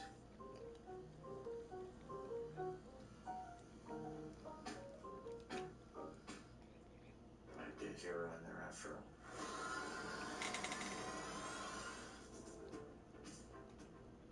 Hey, welcome back to Screen Crush. I'm Ryan Airy, and this is all of the Easter eggs, references, and little things you might have missed in the new trailer for Ironheart. Guys, there are some incredible new reveals in this trailer that tie Riri Williams to Doctor Strange, Wanda Maximoff's Chaos Magic, and could give us a huge hint about how the multiverse saga will end in Avengers Secret Wars. As always, remember Screen Crush is on all your favorite podcast platforms, and at our merch store, we are having a summer blowout sale, 20% off site-wide. Links are below. Now we begin with the sound of hammering. Remember, this is also how the credits of Avengers Endgame ended. And in both cases, this is an homage to Tony Stark building his armor in a cave with a box of scraps. But another way to think about this is that Riri Williams is picking up Tony's hammering where it left off in that movie, and then she's carrying on his legacy. In the comics, Riri was a Tony Stark fangirl, and he chose her to be his successor after his death. He even guided her posthumously with an AI hologram of himself. Now notice the Marvel Television logo is made to look like the heads-up display in the Iron Man suits. As we go to Riri's hometown, Chicago. Remember, her dorm room at MIT that we saw in Wakanda Forever had Chicago sports ball team stuff up everywhere. In the comics and in the MCU, Riri is from the south side of Chicago. And the visual here is clear. She's far away from the shiny ivory towers of downtown, and her home is covered in darkness. Now, a lot of this show is going to be about how hard it is to escape poverty, even if you're a super genius. Keep that in mind as we break down the trailer. And throughout the trailer, we do keep cutting to her beating metal into shape. Again, an homage to Tony Stark building his Mark I Iron Man armor in Afghanistan. And she talks about her stepdad. My stepdad used to say the best way to know a thing is to take it apart. Now, in the comics, her stepdad and best friend were both killed in a drive-by shooting, and this actually could be her best friend, Natalie Washington. In the MCU, Riri first appeared in Wakanda Forever. She was a genius MIT student who built the vibranium detector and her very own Iron Man suit. Now, Shuri helped her to build a new suit for the final battle, but she didn't let her keep it at the end of the film. Your suit, it's a great design, but I can't let you live with it. Now, in the comics, Riri built her own Iron Man suit out of scrap that she found at MIT, the university she attended when she was 14 years old, and the university expelled her for this. Now, I should also mention that in the MCU, Tony Stark's alma mater is MIT. It's where he was giving his speech at the beginning of Captain America Civil War. It's never too early to start thinking about college. I got some people at MIT. So this is just one more way that we're seeing how she is carrying on the legacy of Tony Stark. But, you know, if Tony Stark was born poor. Ryan Coogler's name is prominent in the credits in the making of featurette that came out a few weeks ago. Now, it's a no-brainer to include him in the marketing because after Sinners, which was a huge box office hit and also a strong contender for Best Picture, they want to put this guy in as much MCU stuff as they can. And if you haven't seen Sinners, it's on streaming. I highly recommend you watch it. Then we see her going through the back room of what looks like an auto parts store, which could be where she got some of the gear that she used to construct her very first suit that we saw in Wakanda Forever. But in this case, I think she's looking to upgrade her suit to something more sleek, like her Wakandan armor. Hey, person? Yeah, buddy? Hey, your face stuff is looking a lot better. Ah, thanks, man. You guys have probably noticed that whenever I get super stressed or when I'm anxious, which I basically am all the time, I have these facial tics. Sometimes I blink one side of my face or I clench my jaw in these weird ways. It actually sounds harmless, but this kind of oral fixation habit is actually really destructive. It causes tooth damage, headaches, and it also just kind of looks weird when I'm making YouTube videos. I didn't think I'd ever be able to quit this bad habit cold turkey, and it turned out I was right. So instead, I replaced my facial tics with Fume. They're the sponsor of this video. And I'm sure you guys have your own bad habits that you would like to quit, especially in social situations when you start feeling anxious or just bored. For me, Fume has been a game changer. You see, Fume does not use smoke or vapor, just natural flavored air that gives you something to reach for without the chemicals. Studies have shown that quitting a bad habit cold turkey is actually really bad for you. So I like having something to reach for when I felt the urge. This is a chemical-free alternative to harmful habits. Guys, Fume is an award-winning flavored air device that does not use combustion, and it's not even electronic. I mean, look, you can use it anywhere. There's no smoke, no vapor, no chemicals, just natural flavored air that uses these plant-based cores and tastes great. And they just introduced mango, my new favorite flavor. It's bolder than all the flavors I've tried in the past, and I recommend it if you want to switch things up. These are non-toxic flavors and a guilt-free alternative with natural plant-based ingredients. But also, I love the magnetic, fidget-friendly design that makes this incredibly satisfying sound. Guys, more than 500,000 people have already added Fume to their daily routine, and I totally get why. It is simple, satisfying, and doesn't come with any of the downsides of your old bad habits. And right now, if you order their Journey Pack using my code ScreenCrush, you will get a free Fume topper. It's this little rubber tip on the end, so you can chew on it, and it's great for oral fixation anxiety. So, if you've been thinking about changing your habits, this is the perfect first step. Go to tryfume.com/ScreenCrush or scan the QR code on screen right now to grab yours today. Now, back to what I was saying. Casey takes his business card for a Desperado pizza, the shop that she goes to later in the trailer, but it's closed.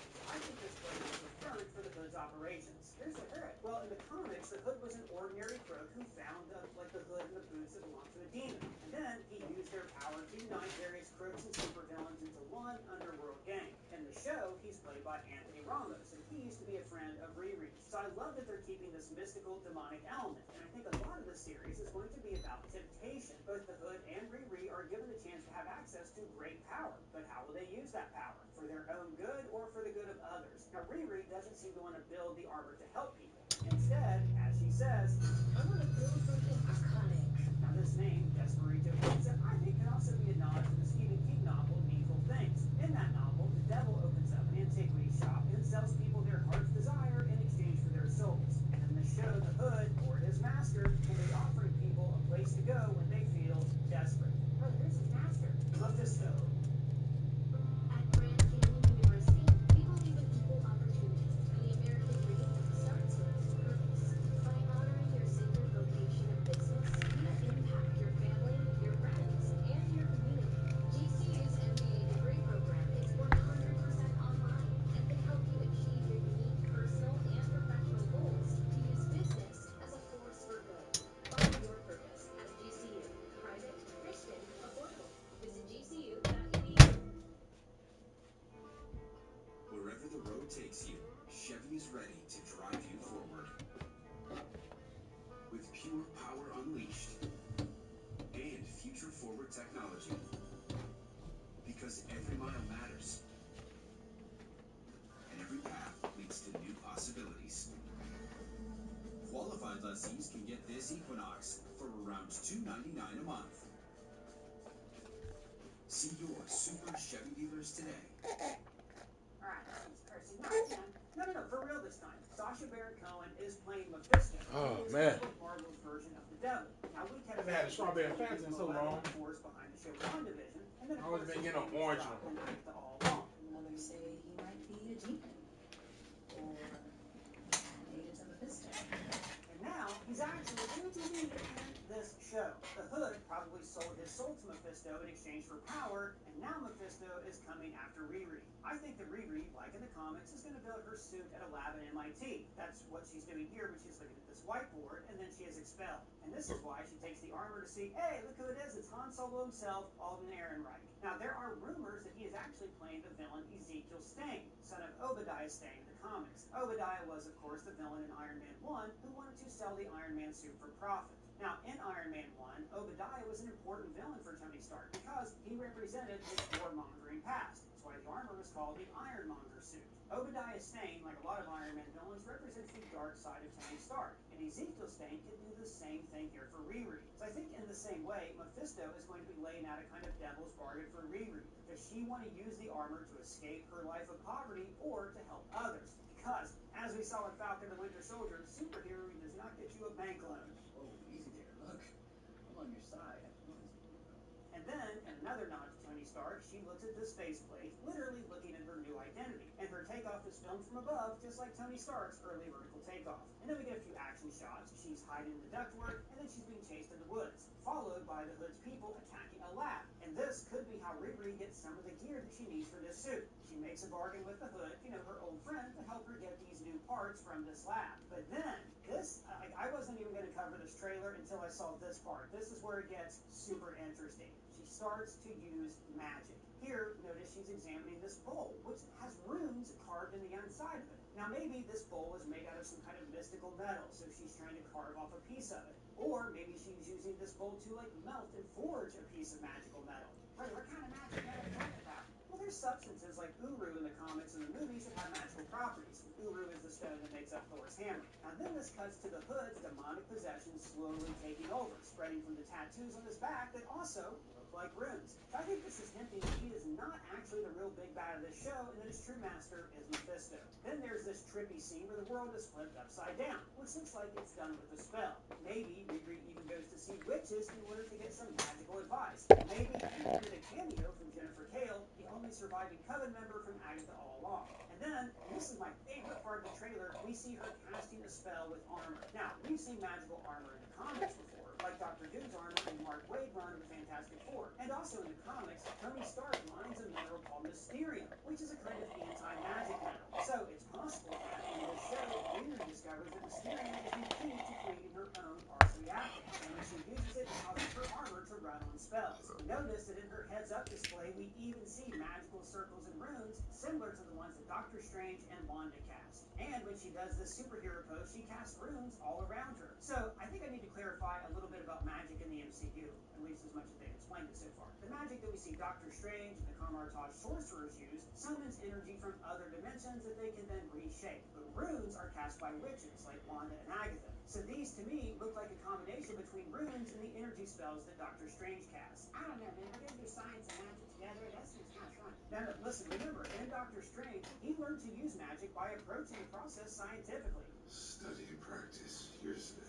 So theoretically, someone like Tony Stark could also apply himself to learning the mystic arts, except maybe in this universe, Tony didn't have an aptitude for that. So Riri's armor is learning to harness this magical energy, probably by using a mystical metal, and then turn it into a scientific weapon. And then we see her surrounded by chunks of her broken armor, and the Hood appears, looking great and comic accurate with his dual pistols and everything. So I think this could be a vision. Like in past trailers, we saw her dancing, surrounded by falling money, like she's being tempted by the devil. Or this could be her after rejecting Mephisto's power, and the armor literally falls apart around her. And then her mom yells, all the things you... Met the shortstop. He pains this season for hand out about a batter. Chicken finger. Fresh hot chicken here. And over get crinkled up fries. And our pension. So my guess is that her mom is upset because Riri is tampering with dark, satanic forces, and this scares the shit out of her. But notice that the magic she uses is also red, and this could indicate that she is using chaos magic. Now this is very exciting. So, chaos magic comes from the chaos god Cthulhu. Cthulhu was an ancient titan that once controlled the earth before he was banished into the pages of the Darkhold in the comics. And in the MCU, he was banished into the stone of Mount Wundagore. Now the Darkhold has this prophecy of the Scarlet Witch who would end the world and return Cthulhu to this realm. So Cthulhu's influence is what took over Wanda's mind in Multiverse of Madness. So I wonder if this show might reveal Cthulhu's true name, Mephisto. And then it would have actually been Mephisto who was manipulating these events through the Darkhold because he was trying to create hell on Earth. And this would be just so much fun because one, it would justify all of our WandaVision fan theories. And two, it would help explain Wanda's abrupt return in the Multiverse of Madness. But mostly, I like how it would show the MCU seeing Wanda's eventual return and redemption. Like we did a video a couple days ago about Wanda rewriting reality from Doctor Doom into Tony Stark. In that video, we also talked about how Wanda should end up being the kind of protagonist of this saga because the saga ends with WandaVision. And we also mentioned how that Mount Wundagore statue of Wanda appeared here in Deadpool and Wolverine, hinting that Wanda transported herself to the Void. Now, Elizabeth Olsen has claimed that she's not appearing in Secret Wars, but then again, so does Chris Evans. Liar! You are a liar. I think that she will not only appear, but she will redeem herself by defeating Doom and helping to restart the multiverse. And Riri's armor could be the perfect way to do this. In the comics, Doctor Doom isn't just a scientist, he's a sorcerer. So that means that in whatever universe he's from, this Tony Stark had an aptitude for sorcery, and this is how he'll be so tough to defeat. His armor can fight both magical and scientific forces. But then again, Riri's armor can do the same thing. And because Riri's armor connects to chaos magic, she could also be instrumental in helping Wanda and adding to her strength when she rewrites the multiverse by saying those simple words, no more Doom. Guys, I'm excited about this trailer. I like how we see Riri go through many of the same traumas as Tony Stark, like, losing a parent. But Tony fell backward into a life of comfort while Riri longs for that comfort. They're two very similar people, driven by ego and an insatiable desire to build. In the comics, Riri's a great character, and Dominic Thorne barely scratched the surface of what makes her cool in Wakanda Forever. In fact, I didn't even like that she was in Wakanda Forever because it was a distraction for the rest of the movie. But her appearance did make me excited for this show. So what do you guys think? Are you excited about Ironheart? Do you think it's going to be another Agatha all along or another secret invasion? Let me know your thoughts down in the comments below, or at me on Twitter, Blue Sky Threads, or Hazes won. This is 108.91. Going to game 7. cheesy, flaky, toasty. Lunch just got croissant-tastic. Try the new croissant toast sandwiches. It just feels good at Panera.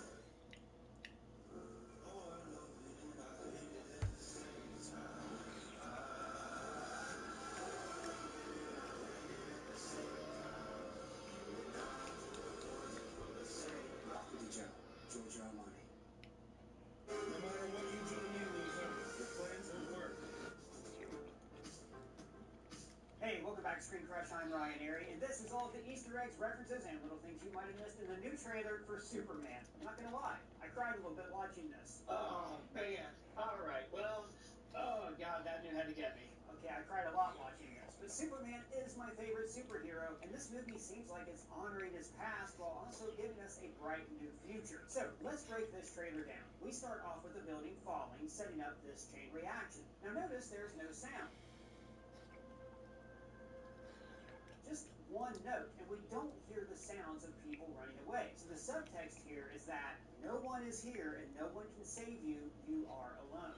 This trailer is narrated by a conversation between Superman and Lex Luthor. Now, for the first 50 years of his existence, Lex Luthor was just a straight-up supervillain. He wanted to do crime and get rich, and Superman got in the way. But then, in 1986, John Byrne reinvented the character, turning him into a CEO and mogul. And this works so much better for Lex Luthor. He hates Superman because Lex used to rule Metropolis, so he sees himself as the pinnacle of human achievement, and he's bothered that some outsider can come in and easily show him up. This also makes Lex way more of an intellectual threat to Superman. Superman can't just punch him because he's an upstanding member of the community. So I'm glad this trailer finally gives Lex a chance to shine. Then we get the first notes of music.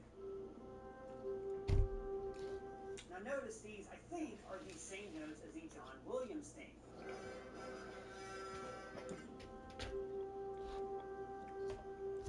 Just slower and slower. Here, the notes are dark as this woman thinks she is going to die. But then the camera does this sweet 180 and we see Superman using his powers, but in a new way. Normally, we would see Superman just hold up a building with his hands, but it makes sense that he would use his whole body because it gives him more points of contact. And when she sees this vision of hope, the score begins. As Lex says, The most powerful being on planet Earth. Notice we see Superman ascending with the sun behind him to imply a kind of heavenly symbolism, like he is ascending above the earth. Even though Superman was originally intended to be a metaphor for Moses, being sent down the Nile in a basket just as Superman was sent in a rocket ship, Christians also identify with the character as one of their heroes. You know, the only son of his father who was sent to Earth to save humanity. Zack Snyder was not subtle about this metaphor at all. Now here I want to touch on something that you may not have noticed. There's symbolism here connecting to September 11th. The way the buildings are falling was Al-Qaeda's original intention for their tower bombing in 1993. And I don't think any of us can see skyscrapers falling without thinking about that terrible day. So the subtext of this sequence is that we all wish there was somebody who could have prevented all of these disasters in our lives. And now that somebody is here. And then we go to Lex Luthor, his girlfriend Miss Taskmaster, and two henchmen infiltrating the Fortress of Solitude. Now the henchmen are the engineer who can use nanotech to turn her body into almost anything. She's a member of the Authority, another DCU movie that James Gunn has announced. And this is Ultraman, who in the comics is an evil alternate Earth version of Superman. Now no one has announced who's playing him in this movie, but there's a big clue in this trailer we'll talk about later on. Now one thing I love about Superman movies and these trailers is that I just can't stop myself from getting emotional. And as men, we're taught that we shouldn't express our feelings or cry. Strong men also cry. So guys, if I can just take a second, I want to talk 3 rating on Trustpilot. So they are a platform that you can trust. Click the link in the description below or go to betterhelp.com/screencrush to get 10% off your first month of therapy. You won't regret it. It helped me out so much. Now, back to what I was saying. Hey, what happened to your beard? I cut it off and I grew it back real fast. So, in the trailer, Lex infiltrating the Fortress of Solitude is an idea lifted from Superman 2. The fortress has always been Superman's hidden bastion of his old Kryptonian life. The version in this movie seems heavily based on the one that we saw in the comic book All-Star Superman by Grant Morrison and Frank Wiley. Outside, we see that the gateway is an S. But it looks like an S. Yes, it's meant to. It's enough of that. Now, in the silver Yeah, okay. Superman Enough of opened that. the door with a giant gold key that only he could lift. So I think there must be some kind of device here where the door can detect Kryptonian DNA. And this is also the first big clue that Ultraman is secretly a Superman clone. I'll talk about the other reveal a little later in the video. Hold on, what? What? Okay, enough of that. Now, in the Silver Age comic book, Superman used to open the door with a giant gold key that only he could lift. So I think there must be some kind of device here where the door can detect Kryptonian DNA. And this is also the first big clue that Ultraman is secretly a Superman clone. I'll talk about the other reveal a little later in the video. Notice Lex is also wearing snow goggles as he narrates, telling Superman that he will destroy him. And as he says this, he goes to this console, just like Gene Hackman went to the Crystal console in Superman 2. But I wonder what Lex's definition of destroy him will be. I don't think he wants to kill Superman, not yet. I think first he wants to destroy his reputation, just like in the great comic book Superman Birthright. In that comic, Lex found images of past Kryptonian soldiers, and then he leaked them to the press to claim that Superman was an advanced scout for an invading alien force. Lex could be accessing Kryptonian technology and imagery to use in a PR war against Superman. And also, I think he wants to use their Phantom Zone technology for himself. What's the Phantom Zone? So the Phantom Zone is where Kryptonians send their criminals. Basically, it's another dimension. We think that's the prison we see Superman escaping from later on. And we're going to talk about its connection to this weird shot later in the video. Some ugly baby, huh? We see Ultraman pinning down Superman, another hint that he has Superman's level of strength and could be a clone. And then Lex goes too far, promising to kill his loved ones. Who raised you as a child? Today, let's paint with Bear, the most trusted paint brand. Where were you raised? On a farm? Well, usually I have to show up and motivate people. Not us. You did all the research. Bear has #1 rated product. Yeah, it was a no-brainer. Everybody should use Bear. It really transforms. From the three-point line. Offensive rebound. Missy. And he takes that one up and powers it through. Oh, nothing soft about that. Was not going to be denied. Just took the dunk that was right in front of him. But, you know, if nobody's going to put a body on him, then that's going to be the result. Here's Green. Can't connect from short range. Yeah, just a little off his game this quarter. He's trying to work his way into a rhythm. Jones misses. Rockets trail by 6. Van Vliet, the pass to Green. Here's Thompson. Back to Adams. Missy grabs the board. Well, you will not see that from him very often, especially right at the rim. And keeping us updated from the sideline, Allie LaForce. Well, guys, Money in the last outing against the Nuggets delivered quite a performance. He dropped 56 points, and that's a season high for him. What an offensive performance. He was such a difficult matchup in that one. We'll see how he follows it up tonight. Brian? Yeah, he was unstoppable during certain stretches. It'd be great to see him top that performance tonight. Well, his team needs him to contribute. When he's on his A game, he just makes play after play. For sure, and draws so much defensive attention that it opens up opportunities for others.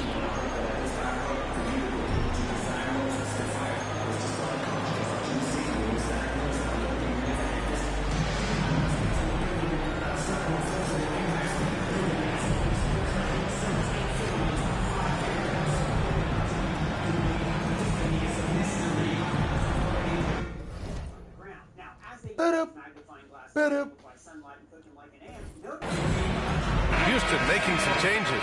Dylan Brooks checked in for Adams. Whitmore comes in for Green. And Holiday subbed in for Fred Van Vliet. The Pelicans lead by 6. Three-pointer, Stewart.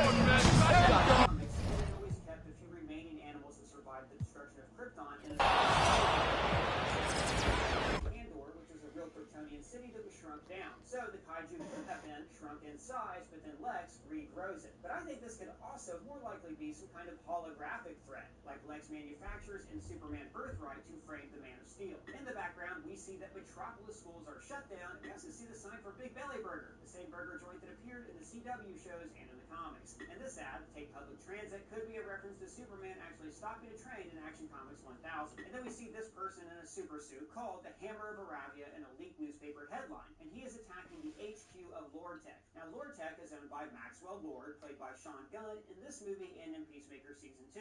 In the comics and in this universe, Lord operates the Justice League, except in this movie they're called the Justice Gang, and they're actually stopping a train in Action Comics 1000.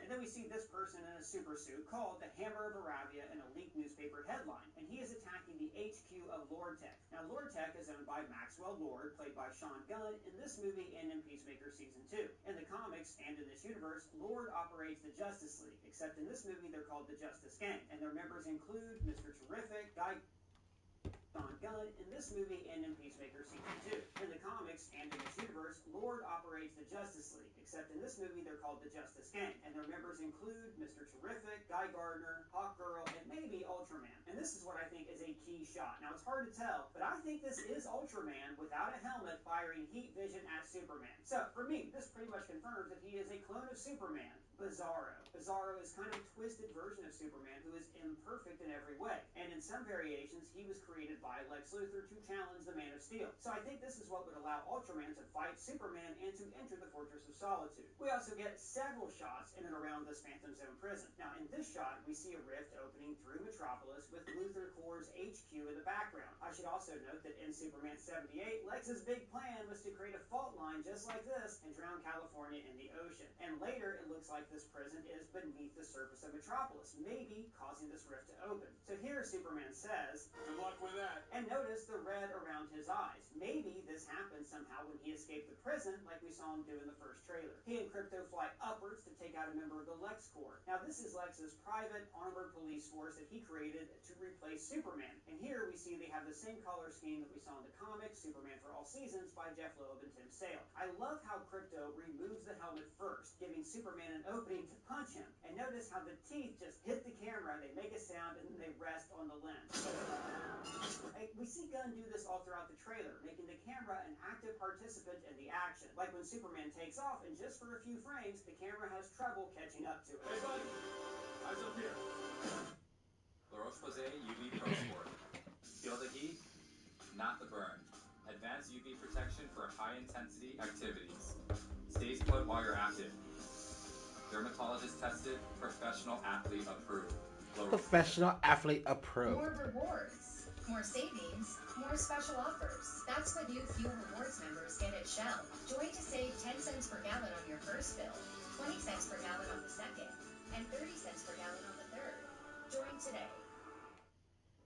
And then we see Nathan Fillion's Guy Gardner. Now, Fillion has been in every James Gunn movie. Here, he's playing a former Green Lantern. And the Green Lanterns are a Corps of space cops. And for a while, Gardner was a member. But in this universe, he's more of a hired gun working for Max Lord. Gardner is also a spectacular douche in the comics. He's arrogant and leering, and just a great foil for somebody noble like Superman. He calls him Big Blue, just like in the comics, and he's encased Superman inside of a green dome. To me, this actually looks like the Lord Tech lobby where we saw Gardner first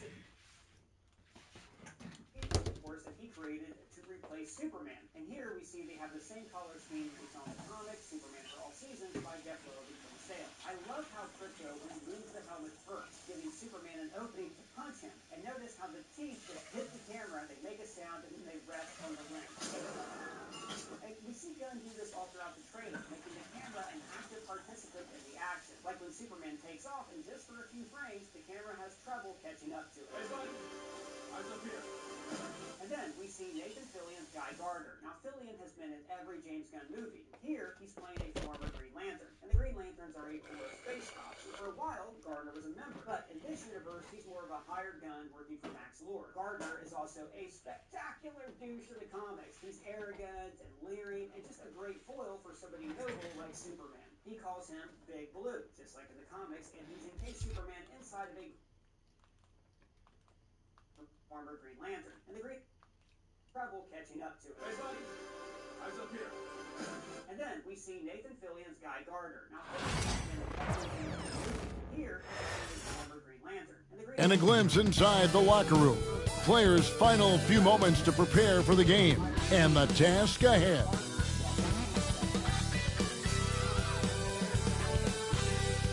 Welcome to this Thursday night in the NBA, right here on 2K Sports.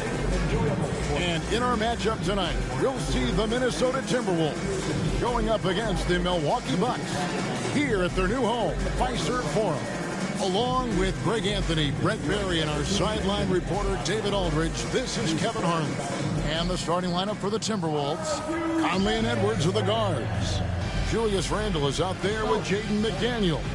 And it's Gobert in at the 5, roaming the paint. And for Milwaukee, the post pair, the longtime duo of Antetokounmpo and Lopez. Damian Lillard out there with Prince, and it's Kuzma in at the small forward. There should be plenty of action down in the painted area tonight, Greg, with the big man matchup in this one. Yeah, I love to see skilled bigs dueling down low. Kind of a throwback in some ways, but there's still plenty of physicality in the modern game. Now here's Prince. Lets the 3 fly. Kuzma can't get it to go. And so Edwards will bring it up for the Timberwolves. Randle is doubled. Out to Edwards. And it goes right over Kyle Kuzma and slams it down. Oh, my. What a huge flush by Edwards, showing off right now. And, Greg, it didn't take long for Anthony Edwards to prove himself in the NBA. There's so much to like about his game. As outstanding as his offense is, his defense cannot be overlooked. He is a lockdown presence when he needs to be. Pass to McDaniels. Gobert with a screen on Prince. And again, it's Anthony Edwards. Edwards got his second basket of the game. A good read by Edwards, playing at his pace and carving out space for that shot. Bucks passing it around. Lopez with the ball. Sinks the triple. And they don't want to get in a habit of giving him open looks from 3. First quarter still, but not who you want to leave open. Now here's Conley.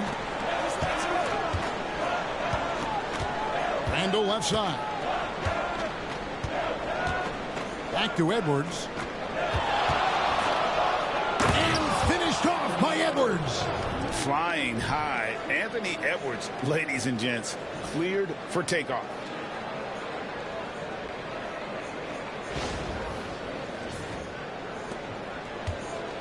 For Milwaukee, they've gone 1 of 3 from the field to start this one so far. Lopez against Gobert. Lopez kicks to Kuzma. The 3. Rebounded by the Timberwolves. There's 53 seconds left in the first. Outside Conley. Gobert the screen. And Michael Conley good for 3. I'll tell you, you give Conley the ball and trust him to make the right decision. Giannis dishes to Lopez. Prince outside. Pass to Kuzma. The trade. Gobert pulls it in. And so Conley will bring the ball up for Minnesota. Randle outside. Gobert finds Edwards.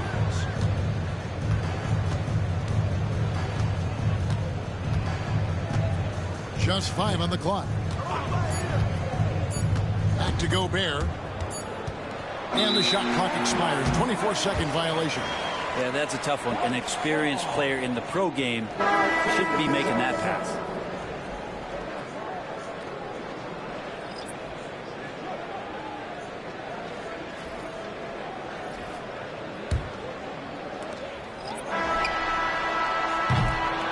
So it's the Minnesota Timberwolves with a 6-point lead at the end of the quarter. A look at the field goal percentage numbers tells the story of what tough defense they're playing today. We've got more in store for you right after this.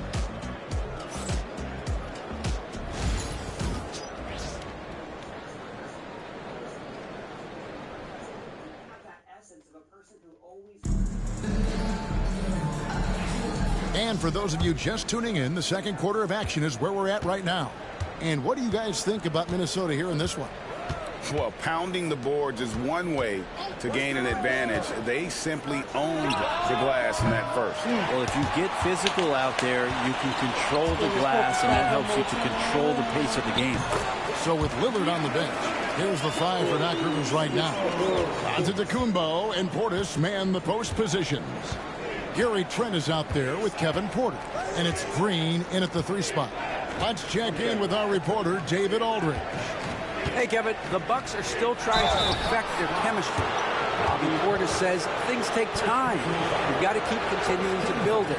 There's another level Dame and Giannis can get to. Just making it clockwork. Them continuing to get better at it opens the floor for everyone else on the court. Kevin? Well, David, with those two guys, Dame and Giannis, it opens the floor up a lot. Hey, thanks for the report. And the first one drops. Well, Greg, it took 40 years, but the Bucks finally won their second NBA title back in 2021. Yeah, Kareem leading that 71 squad. Giannis was the man in 2021, averaging 35 and 13 during the finals, closing out the Suns with that 50-piece in Game 6. And he makes both free throws. Over the course of a season, each team takes on a certain personality. Brent, do coaches try to shape that personality based on their roster? Kevin, it's a great question, and I think the best coaches in our league adapt to the personality of the team as it starts to formulate throughout the season. You lean in to what guys naturally are. Some success comes with that. Now, here's DiVincenzo. Following the miss by Giannis. And Reed throws it down. Yeah, I mean, maybe could have tried for a more memorable dunk than that one. And we know he's capable of those memorable ones. Now here's Giannis. Giannis with the dunk and throwing it down hard. That's a nice move on the bounce from Giannis, showing that the tools are getting sharper. We're about a minute and a half into the second quarter now. Pass to Minot. Reed with the screen on Antetokounmpo. To the paint. Reed the pass to Edwards. Just 4 to shoot. And a miss there on the triple. And they had some botched coverage that turned into no coverage. Now Antetokounmpo over Edwards. Bounce pass Antetokounmpo. Portis. Anthony Edwards with the rebound. D giving him that shot, and that's probably not a good idea, but I guess they knew what they were doing that time. Yes, that goes in. And don't let Edwards' position fool you. Anthony is built like a linebacker. That upper body strength helps him down low. Antetokounmpo passes to Porter and finished off by Porter. And didn't do anything fancy there, but didn't need to. Nope, his only concern right now is getting the points on the board. And I don't mean style points. For 3, Edwards. Edwards with another miss. Well, even though he misses that one, the defense has got to talk about that. And that's a bad miscue, and you can't give up looks like that all game long. Trent can't hit. And there's a little bit of pressure on him, but not enough to cause him to miss a shot that's in that close. I know what finds Edwards. And finished off by Edwards. And he's got more than a few ways to beat. Edwards will be aggressive when he has to initiate contact and create the and-one opportunity. And this is his first trip to the line tonight. A year ago, he had an 84% success rate on his foul shot. So he was a guy they were always happy to see at the line.